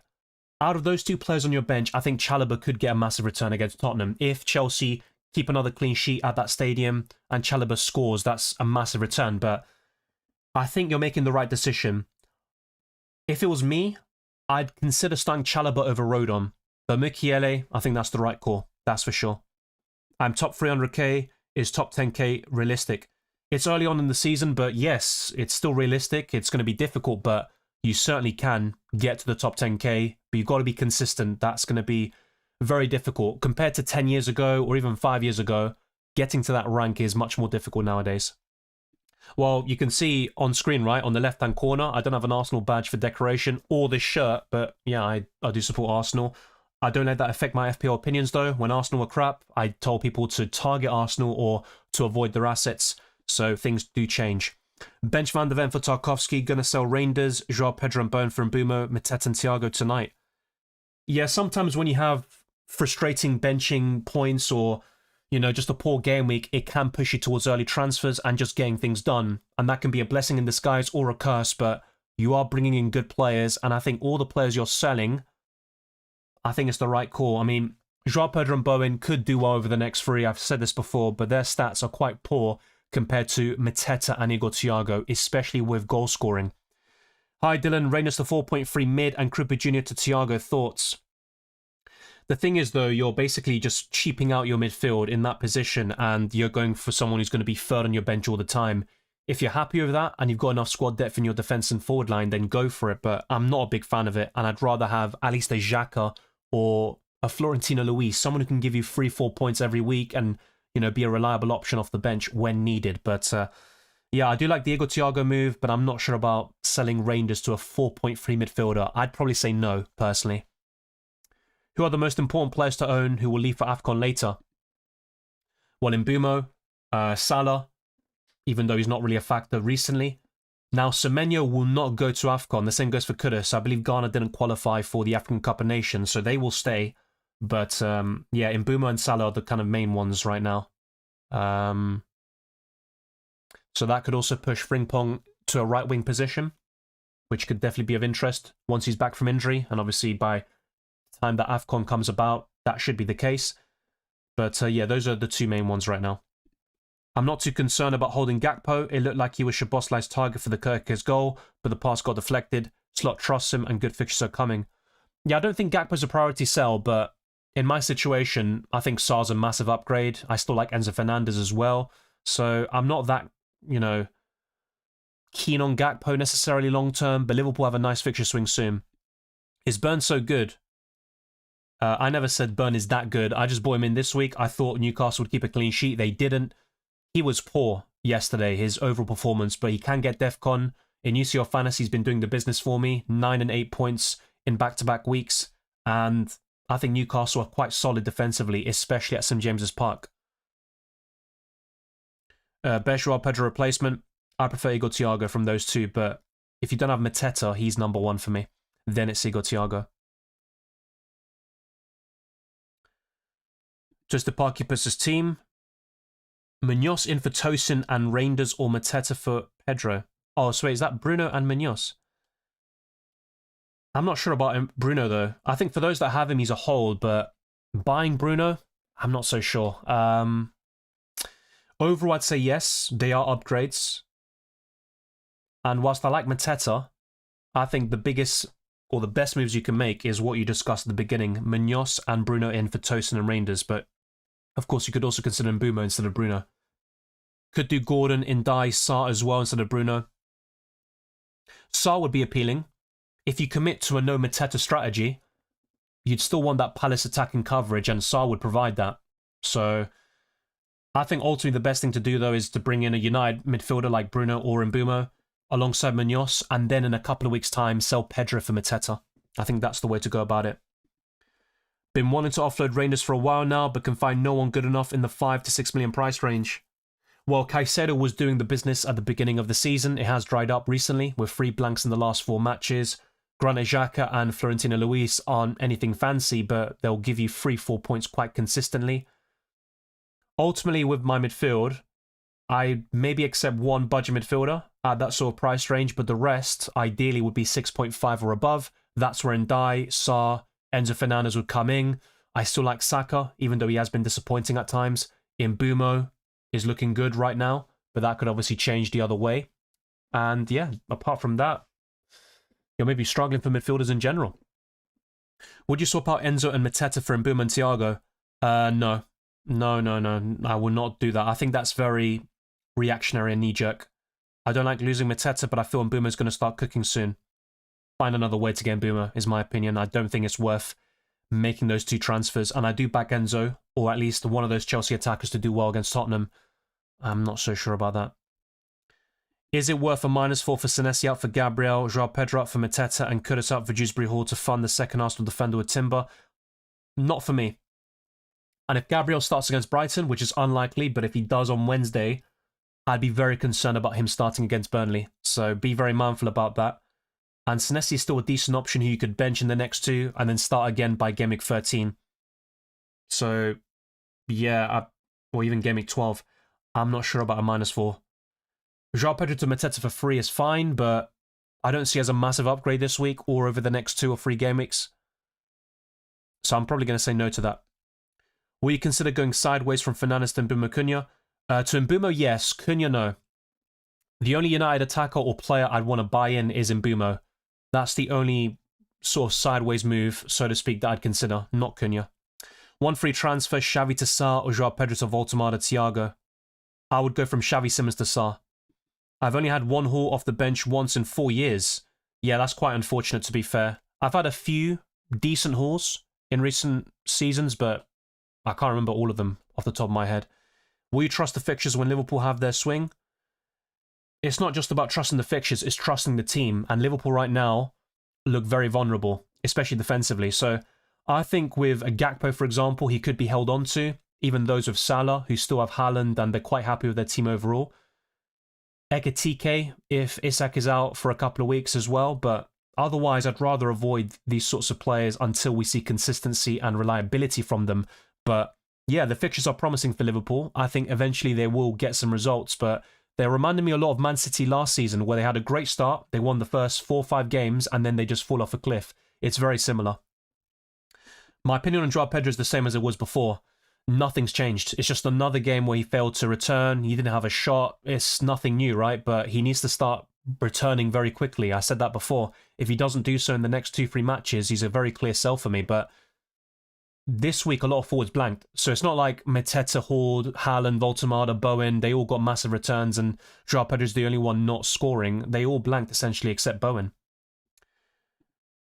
If I do Souls, Reinders and Gyökeres to Raya, Sarr, Mateta, I would have 0.3 in the bank. Do you think it's worth going early? Just wait, in my opinion. I think Mateta will rise in price tonight and Reinders could go down, so that's a 0.2 million swing. Then you're kind of a bit nervy.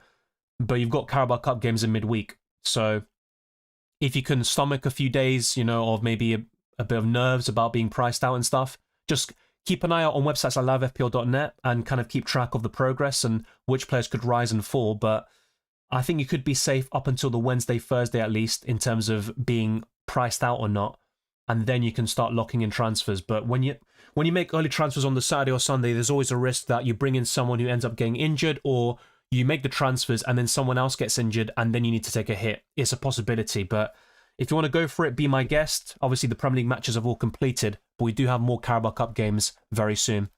Last week, I owned Rodon. The week before in Bumo. This week, neither. Only thing that went okay was double Arsenal defence onto the next game week. Yeah, obviously, you're an Arsenal fan. Enjoy, obviously, the 3 points. Not pretty, not vintage, but the job was done.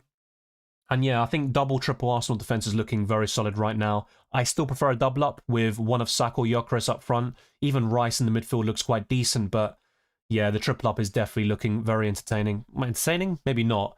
It's looking very reliable right now. Last week when Salah over Haaland, then sold, annoying as hell, kept the faith for 8 weeks. Serious question, next 2 weeks, Saka over Haaland, early benching does not help. Yeah, I think it was because of the illness. Also, Saka didn't play particularly well. I think Trossard was offering a bit more. So I think Arteta made the right call, bringing Saka off. I feel Saka will be benched against Brighton in the Carabao Cup. He might be on the bench, if, we need some goals or quality off the bench to maybe make an impact. But yeah, I think Saka will start against Burnley, and he's one of the best captaincy options on paper. Is that Semenyo or Chelsea playing Game Week 12? Yeah, in Game Week 12,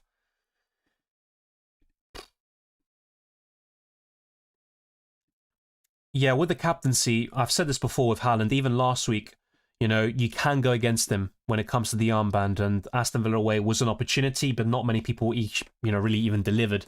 In my setup, it was just Borro and Gabriel, really, so yeah, I think Saka against Burnley away could be considered, and against Sunderland, but I'll be honest, I'd rather captain Haaland against Liverpool right now compared to Saka against Sunderland. It sounds crazy, but that's also to do with Haaland's quality and then Liverpool's deficiencies at the back. Double Arsenal and double Palace defence too much? I think double Arsenal defence is fine. You could arguably triple up. With Palace, I think one is the charm, and then you get one attacker like Sarr or Mateta. Reece James and Senesi others and still have bench boost to play and want it out of the way so I can take some money out of the overall squad and into the first 11. Yeah, I'm in a similar situation.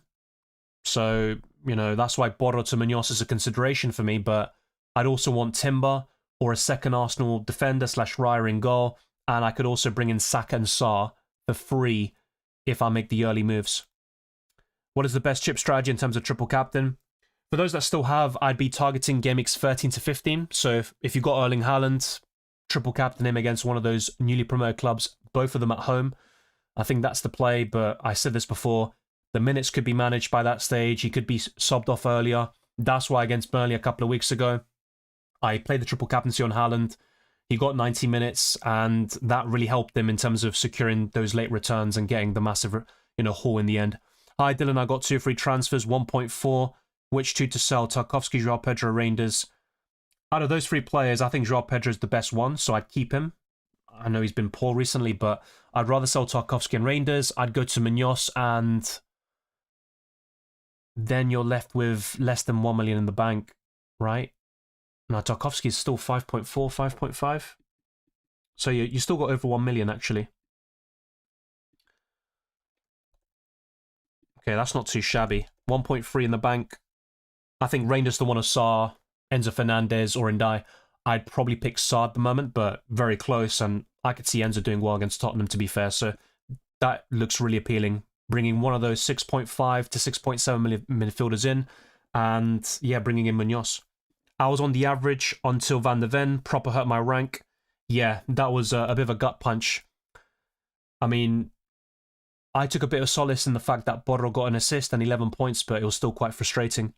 Joao Pedro is really good, but he isn't Haaland. He'll have purple patches where he can't stop scoring, then he won't do damn all for weeks. Well, last season, he was actually quite frustrating for me, and he scored or assisted against the biggest and best teams, but then in easy fixtures, a bit like Brighton, he would be very disappointing, and he relied a lot on penalties. So Joao Pedro had a very good start to his Chelsea career in the Club World Cup, and in the Premier League, it was going well up until Game Week 4 or 5, but ever since that, it's been very, very poor.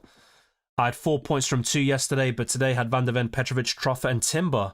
and now on 65 points after bonus, but my whole attack and midfield blanked. Well, that's what I mean. A lot of people, or a lot of FPL managers would have had, you know, an entire attack of 7-8 players who just did nothing. So that's why there's going to be this sort of perception of defenders are carrying me this season, or this is the season of defenders. That could change very quickly. But that's a very good recovery.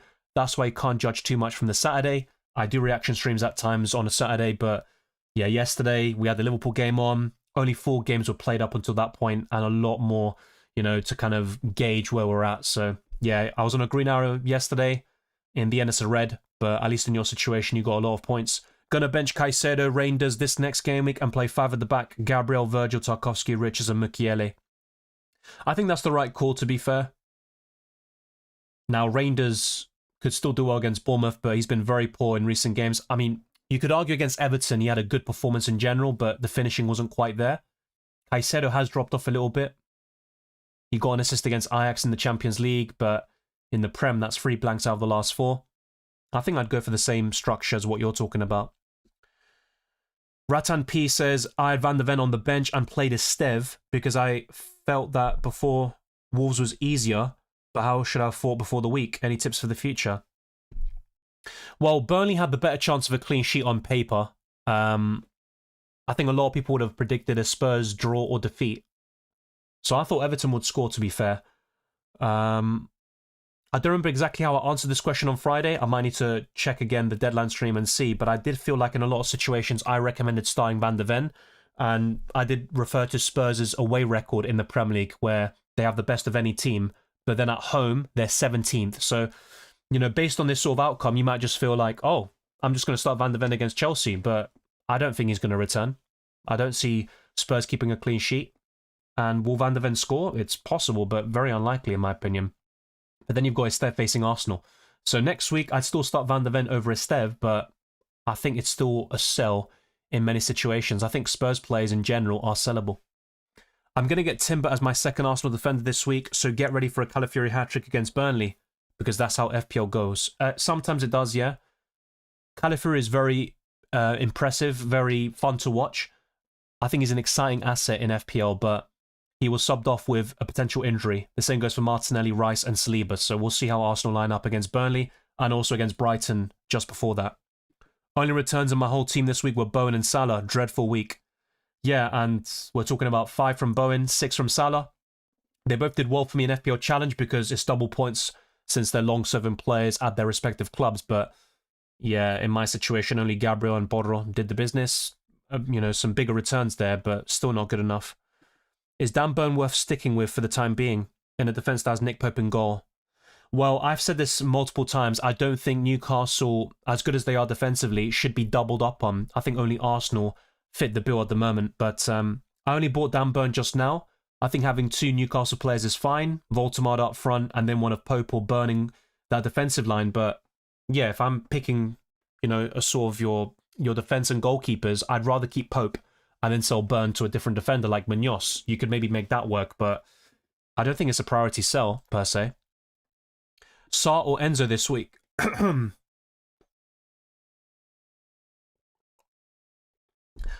It's a tough one.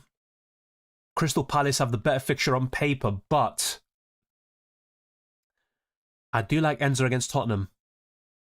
That's just saying my opinion. Obviously, last season he got a massive return.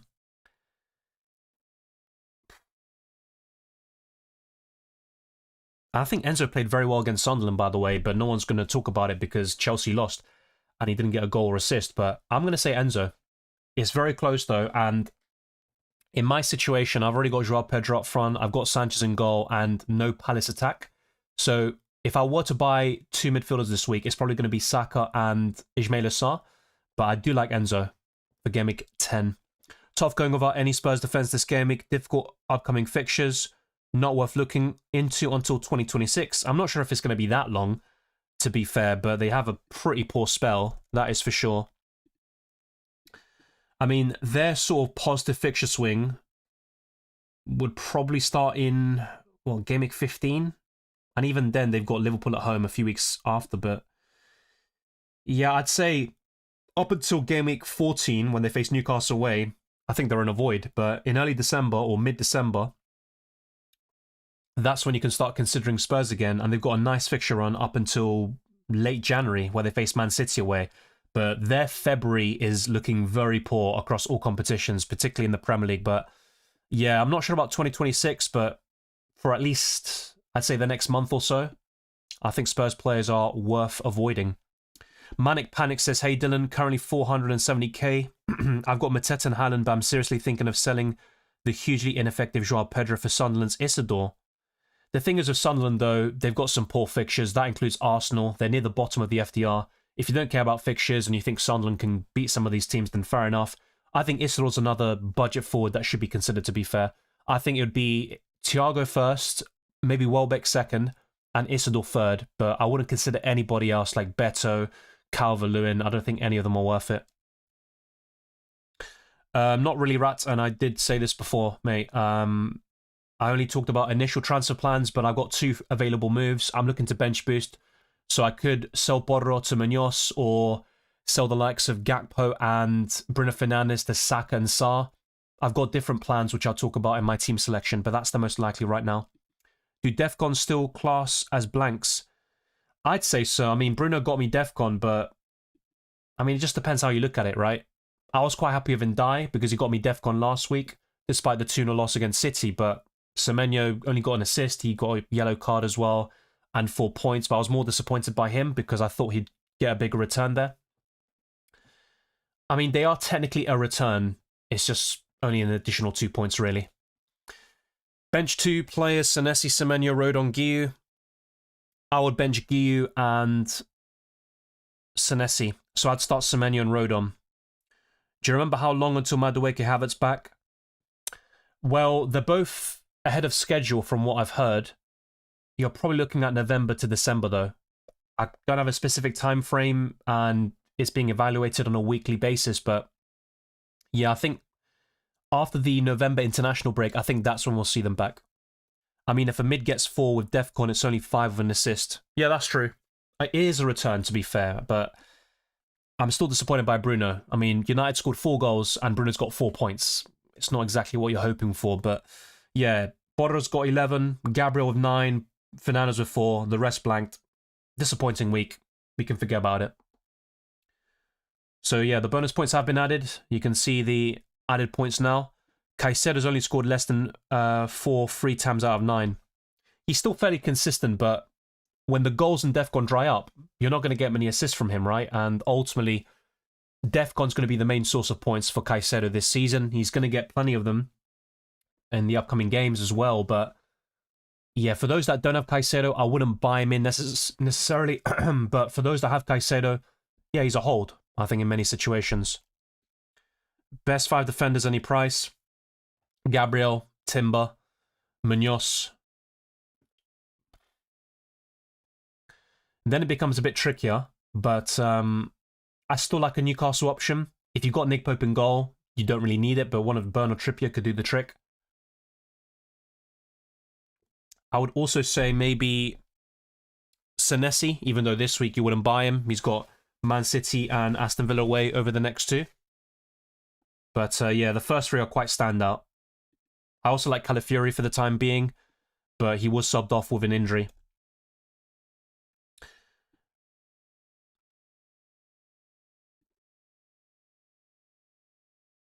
So yeah, Gabriel, Timber, Munoz, I'd say Burn still, and Senesi. That's my 5 favourite options long term. And for those of James that you just brought him in, I think for the next 3 he's still up there, but the minutes, the injury record is always a concern. Yeah, comment between 4 and 3. No worries there. I captained Enzo this game week and he was unlucky. Yeah, I felt he played really well. I think Enzo is a good option against Tottenham. I wouldn't captain him, but I think he's looking really poised, or he's well poised to get a return in the next couple. What are your thoughts on taking hits in FPL this season? Not different really to previous campaigns. Sometimes a hit is necessary, but I used to, when I just played for fun and, you know, I think I joined mid-season and stuff like that. I wasn't even playing, like, seriously per se. yeah, I feel like I took a lot of hits. Sometimes they paid off, but then I had other times where I got a massive swing against me. It's all a balancing act, right?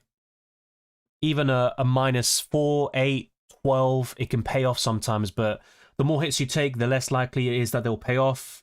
I've seen people take a -20 and still get a massive return, but it's all circumstantial. I'd be more keen on doing it for double game weeks and stuff. But yeah, with 5 free transfers for AFCON in Game Week 16, with, 2 wildcards, free hits and stuff like that, you could say the dynamics have shifted a little bit.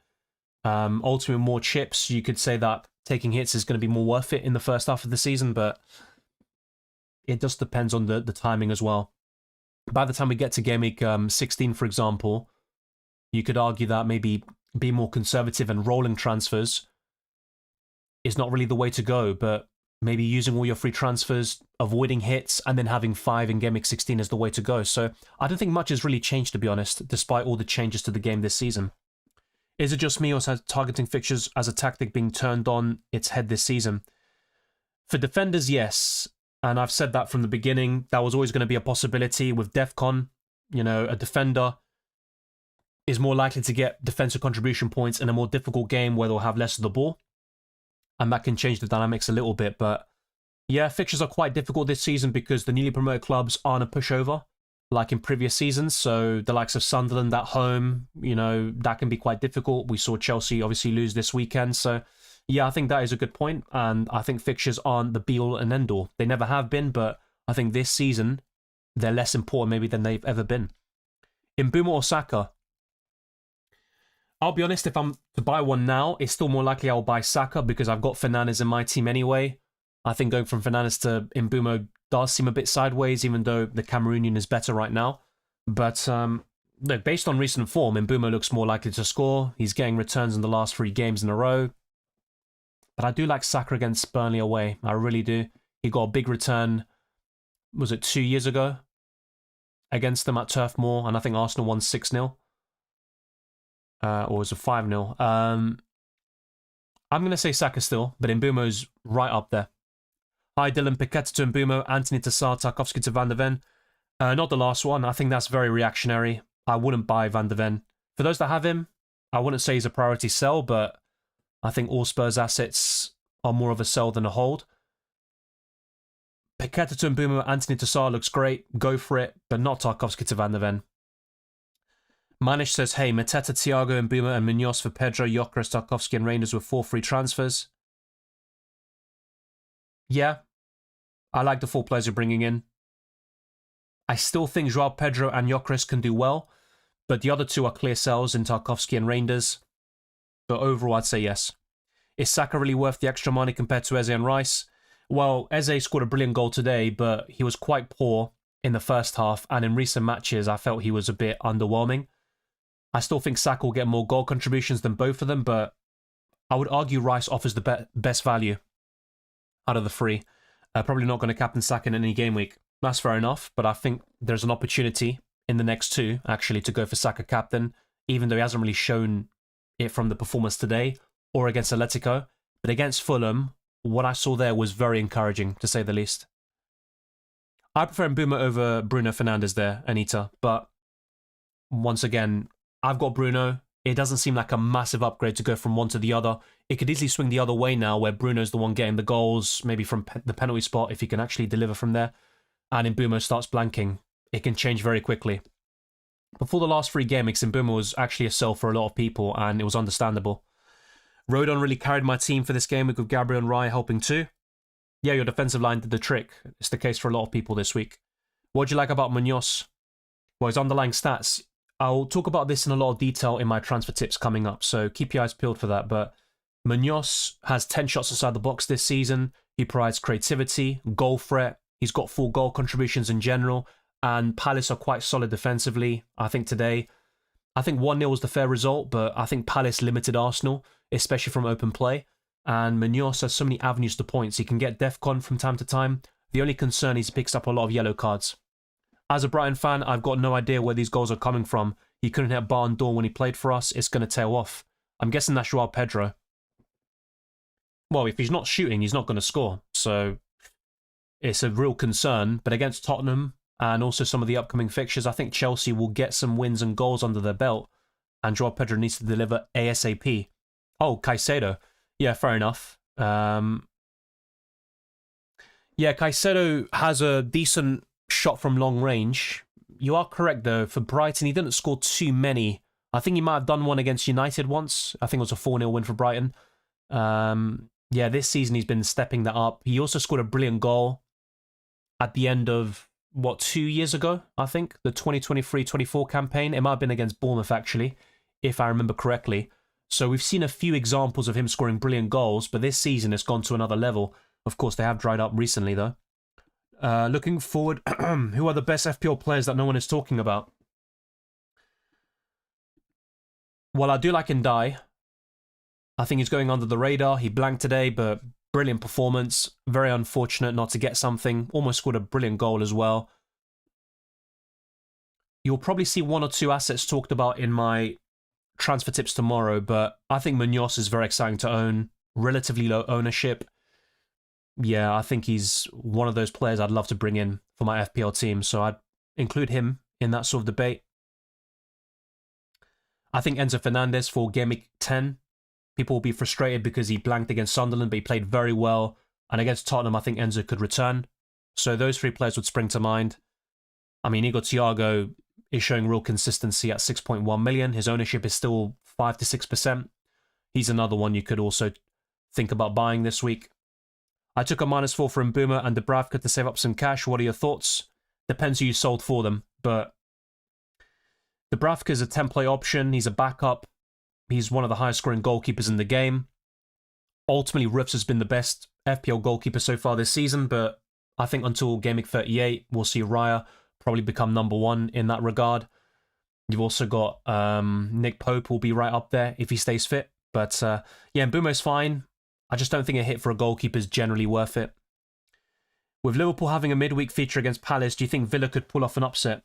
Well, to be honest, even without that, I think any team could pull off an upset against Liverpool right now, and soon it might not even be an upset. But look, Liverpool at home, they've only lost once at Anfield all season still, and despite Villa's progress and some big results recently, like their 1-0 win against City today, you'd still back Liverpool to win, but their defence is really poor right now, and Villa have some quality up front, especially with Rodgers, and Wendy has been in great form recently, that they can hurt Liverpool. But yeah, if Liverpool don't win this game, I think they can rule themselves out of the title race. I mean, even at this point, losing 4 in a row in the Premier League, I just don't see them doing it now. It might be a transitional season for them, but ultimately with their league-winning campaign last season, it's a poor title defence. They've spent so much money, and they bought quality players that it's really inexcusable. But yeah, it looks like they're going to need some time to gel. Denegator says, planning to wildcard in 13, 1 free transfer, 0.0 in the bank. Transfer thoughts. I still think Consa's a sell, Borro as well, but ultimately you could survive another week, possibly without making a transfer. The thing is, you've got Estef facing Arsenal as well, Van Dijk against Villa at home, Senesi away to Man City, so despite the fact that your defenders are still decent overall, I'd argue that 2 or 3 of them are sellable. You've got no Arsenal defensive coverage, which is a big concern. So I think that should be your priority, bringing in 1 or 2 Arsenal defenders. I mean, you've got Saka and Gyökeres already. I wouldn't be selling them for a hit to then get Gabriel and Timber, etc. But definitely bring in one of those Arsenal defenders in for the likes of Borro, Virgil van Dijk, or Senesi.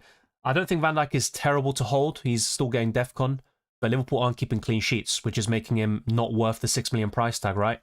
But yeah, that is the biggest concern. Your midfield and forward line is fine, even though Elliot Anderson and Reinders are sellable as well. What I would consider, though, is to do Gyökeres to Mateta and then get extra funds to then improve other areas. So then you can bring in Gabriel or Timber in your defensive line. You can also buy someone like Sarr or Enzo Fernandez in the midfield. I think that's the best way to improve your team. Yeah, FPL Kevy, I talked about this a few times in this video.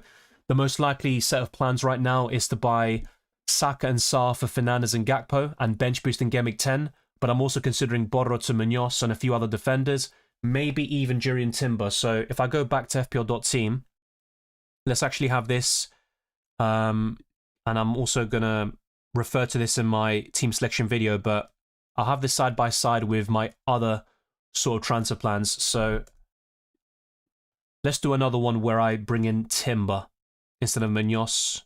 I don't want to double up on Palace defensively as much as I rate the Colombian in FPL. So let's bring in Timber for Borro. So I would be a little short. I mean, this is where I could keep Fernandes, avoid Saka.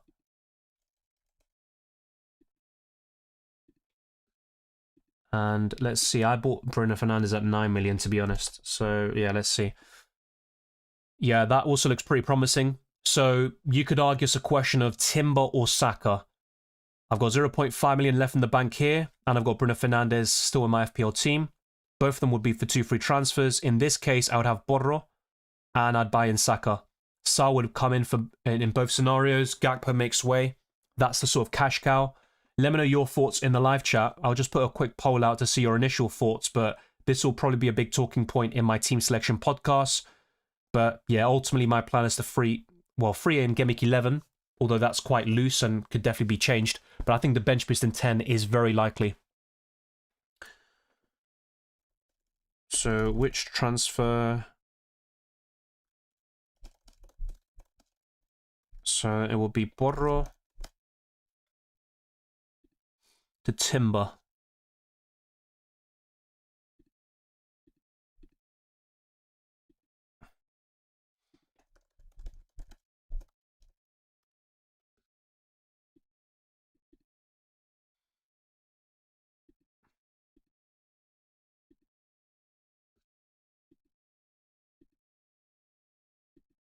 Okay.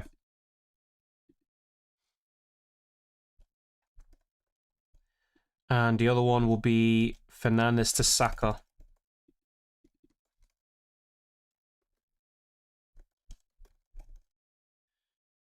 And then this would be...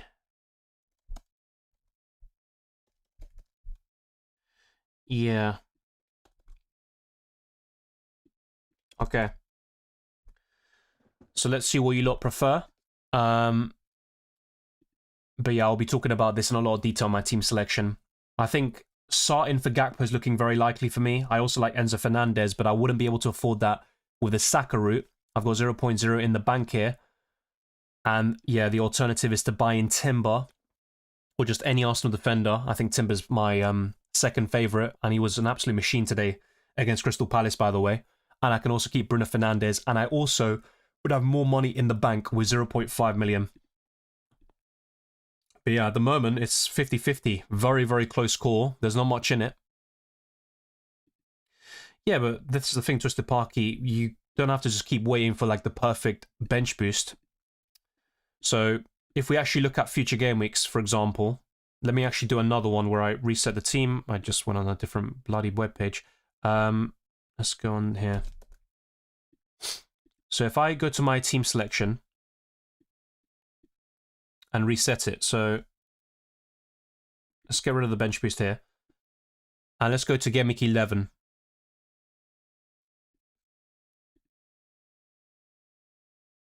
So then this one, I've got Sanchez and Dubravka with better fixtures on paper. That's true. But then Reinders is facing Liverpool, and probably by that stage I'd want to sell him.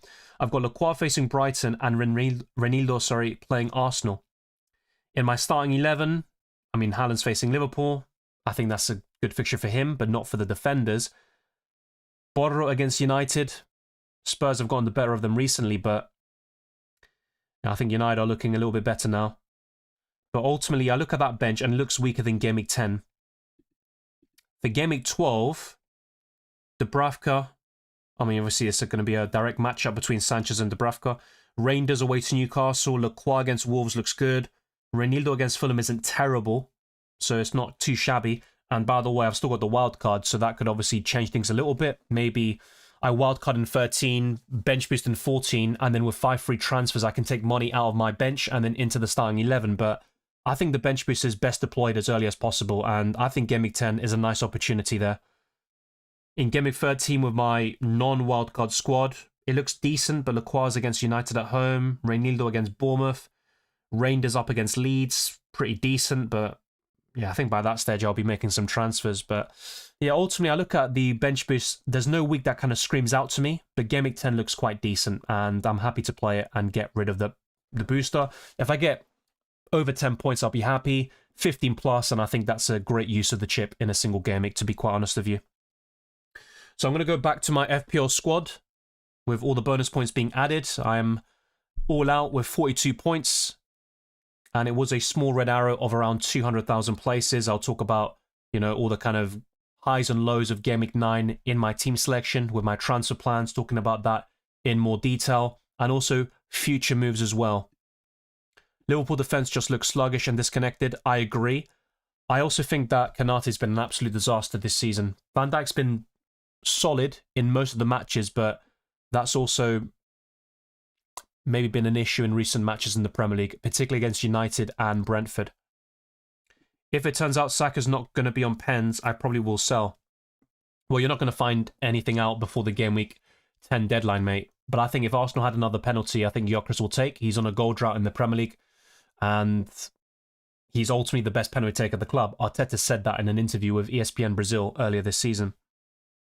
Senesi to Munoz might be worth it. Yes, I still like Senesi though long term. For the next two, he's benchable, but Munoz is an upgrade. Would you consider triple captain on Saka in Game Week 10? I'd consider it, but the form isn't really there. I think Burnley have looked quite solid. I don't expect a 5-6-0 like we saw last time out at Turf Moor between these two sides. I think it'll be a bit cagier. Arsenal should win, but it's going to be a bit more difficult there. Free transfers, Joao Pedro to Mateta. Should I do Gakpo to Mbeumo? I'd say yes, but Gakpo can still offer some value in some of these home games like Aston Villa coming up next. Yeah, the wildcards team looks solid. It's quite similar to what I discussed in my recent podcasts. I wouldn't go for Esteve though. If anything, go for a Leeds or Sunderland defender, despite their poor fixtures. But yeah, the rest looks quite solid. Not many complaints from me, really. Except Mark Guiu. If possible, I would upgrade him to Igor Thiago. Even someone like Isidore or Danny Welbeck would be decent, but that requires a downgrade elsewhere, I imagine. But yeah, I think Mark Guiu is the weak link, and I wouldn't go for Esteve. Mateta or Munoz as the third Palace player. I already have Richardson, Sarr. Probably Mateta. I'd rather double up on Palace offensively than their defence, but Munoz is really exciting to own. James says Saka and Sarr for me. That's fair enough. He is narrowly winning the vote with 52%, but yeah, that'll be talked about in more detail. Be sure to cast a vote as well in the live chat. Drop a like on this video, subscribe, hit the notification bell, and also share this stream around with those that love FPL and UCL Fantasy. With the Champions League, content will return in over a week's time, and stay tuned for even more videos and live streams throughout the season. Click the hype button, check out my Spotify, join the Discord server, and follow me on all my social media platforms. I'm on Reddit, Twitter, Instagram, and Blue Sky as well. Timber, 4th highest scoring overall. Nice 3rd highest scoring mid. Rice. Yeah.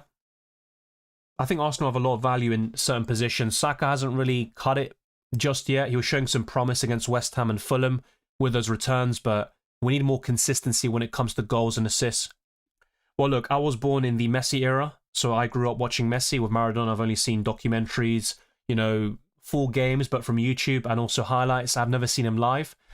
I prefer Messi. I think Maradona had the best ever World Cup campaign. Messi was also quite up there in 2022, but yeah, what Maradona did in 1986 was special.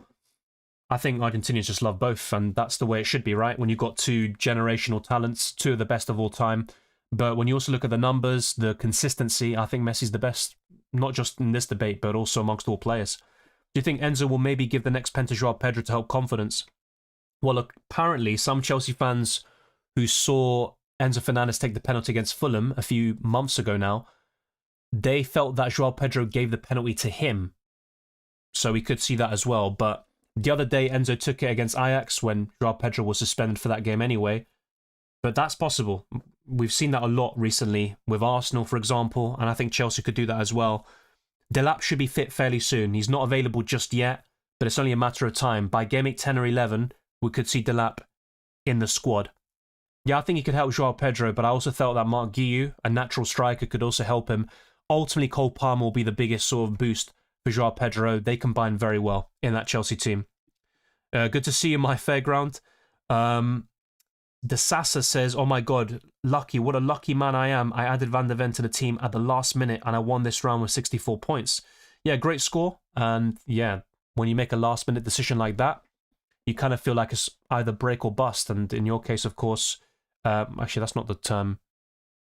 Yeah, break or bust is the same BS. But yeah, you catch my drift. It can either go really well or horribly wrong. And in this case, of course, it went in your favor. Ahmad says Timber 100% for me. Yeah, I also feel that Fernandes could offer something over the next 4. With Borro, I feel like Everton was the fixture, if anything. And even then, I wasn't that confident. So, yeah, it's going to be a big debate up until the deadline. I've got plenty of time to think about it. True, I guess also getting in out of the way so you can take money out of your bench. And also with the wild card, which I'll play in a couple of weeks' time, I can just focus on my starting 11 and building a solid team until the second half of the season, and then delaying that wild card, ideally, until Game Week 30-ish, when you've got all these doubles and blanks in quick succession. Yeah, I covered your team already, Rat. Thank you very much. Maradona, if you take away the drugs, was better. A large part of his career, he would have been even better. That's the thing, though, with Maradona. That also comes into the debate. I think Messi was more professional, less sort of drama. I mean, Maradona's life is like a rock star movie, right? So much... how do I say this? A lot of contention, a lot of sort of rumors, stuff like that. With Messi, you just don't really hear too much about him in general. You just see him play football. He's the best at it, in my opinion. Maradona is in my top 3 players of all time. You know, maybe you could say it's a bit biased, so I'd put him second probably, but Messi for me is clear at number 1. Do you think Minter for Rangers in the future? Game Week 11, maybe Voltemada for Thiago. I'm not sure if that's a massive upgrade. You do save some money there, but Voltemada's been quite consistent for Newcastle with 4 goals already in the Premier League. But Minter for Rangers looks decent, and Brighton are near the top of the FDR. Gay to Munoz seems a bit sideways. I think Munoz is better, but you might have a better or a bigger upside transfer elsewhere to make. So I think with some of those moves, it does seem a bit knee-jerky.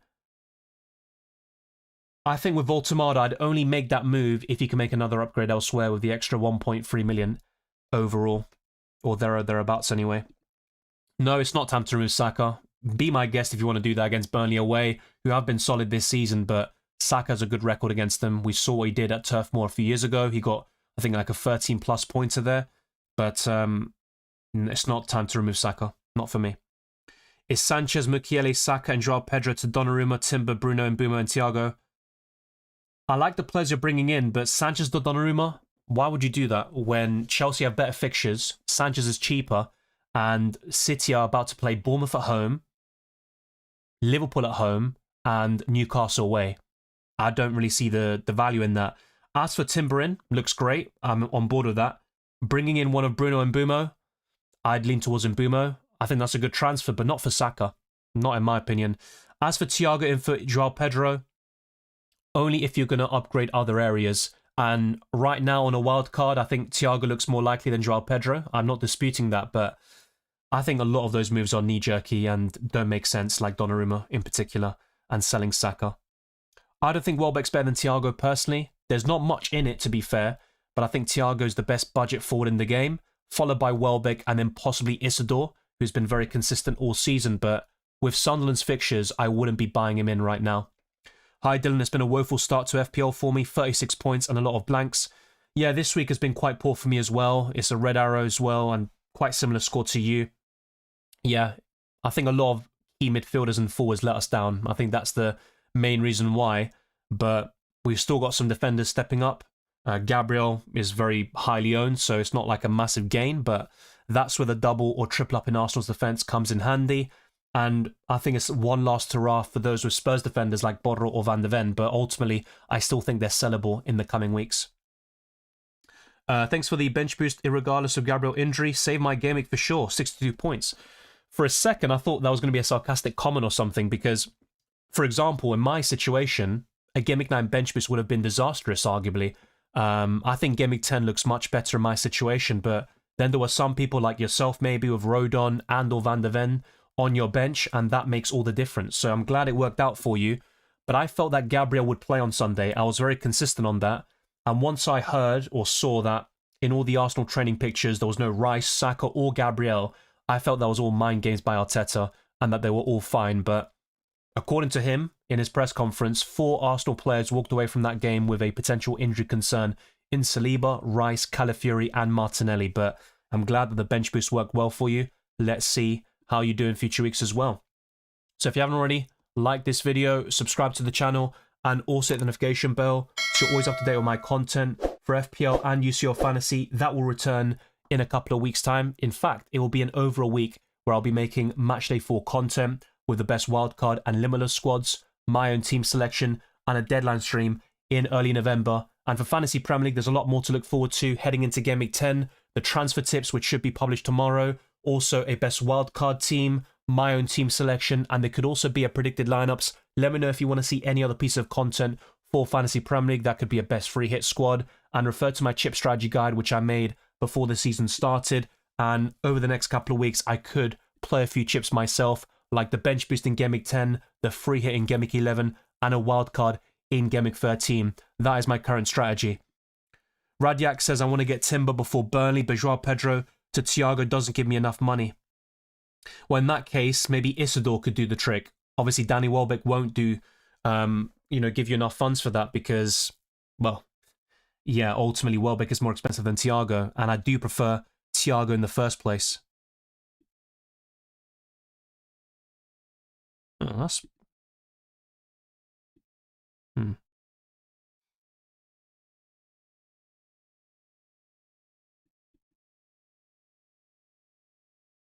Okay.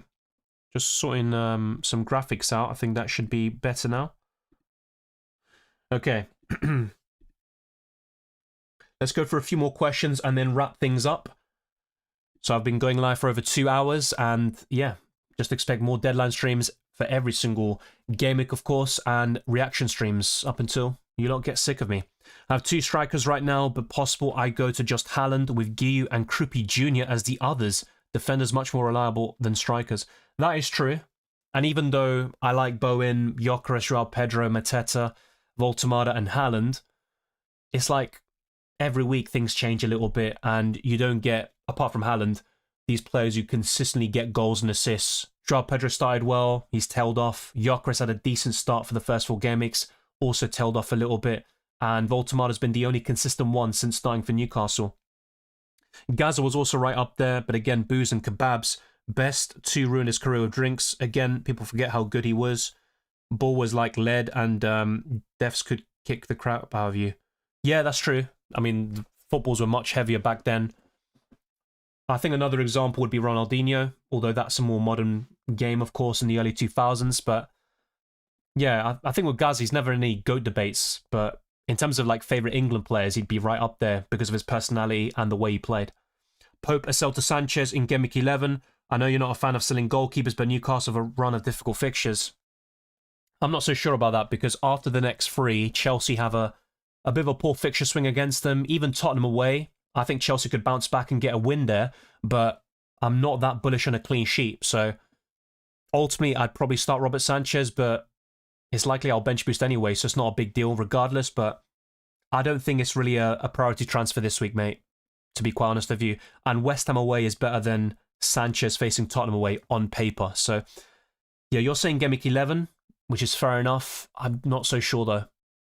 I think I just keep Pope for now. He is still my top 3 goalkeepers in the game, but the clear standout is David Raya for me.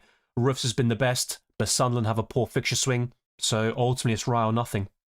I'm worried if I bring in Munoz with Richards and Mateta, I will block Sarr, and we all know what he's capable of. So is it 2 Palace attack or risk double defense and Mateta? I think they're all viable, but my preference is double attack with Mateta and Sarr. And with the defence, the only team I'd double up on defensively is Arsenal. Crystal Palace were brilliant defensively today, but they still conceded, and ultimately they're not keeping enough clean sheets in the last couple of matches. They're also winless in the last 4 games across all competitions. Who has the best fixtures? Gordon, Ndai, Sarr, Bruno in terms of ranking order.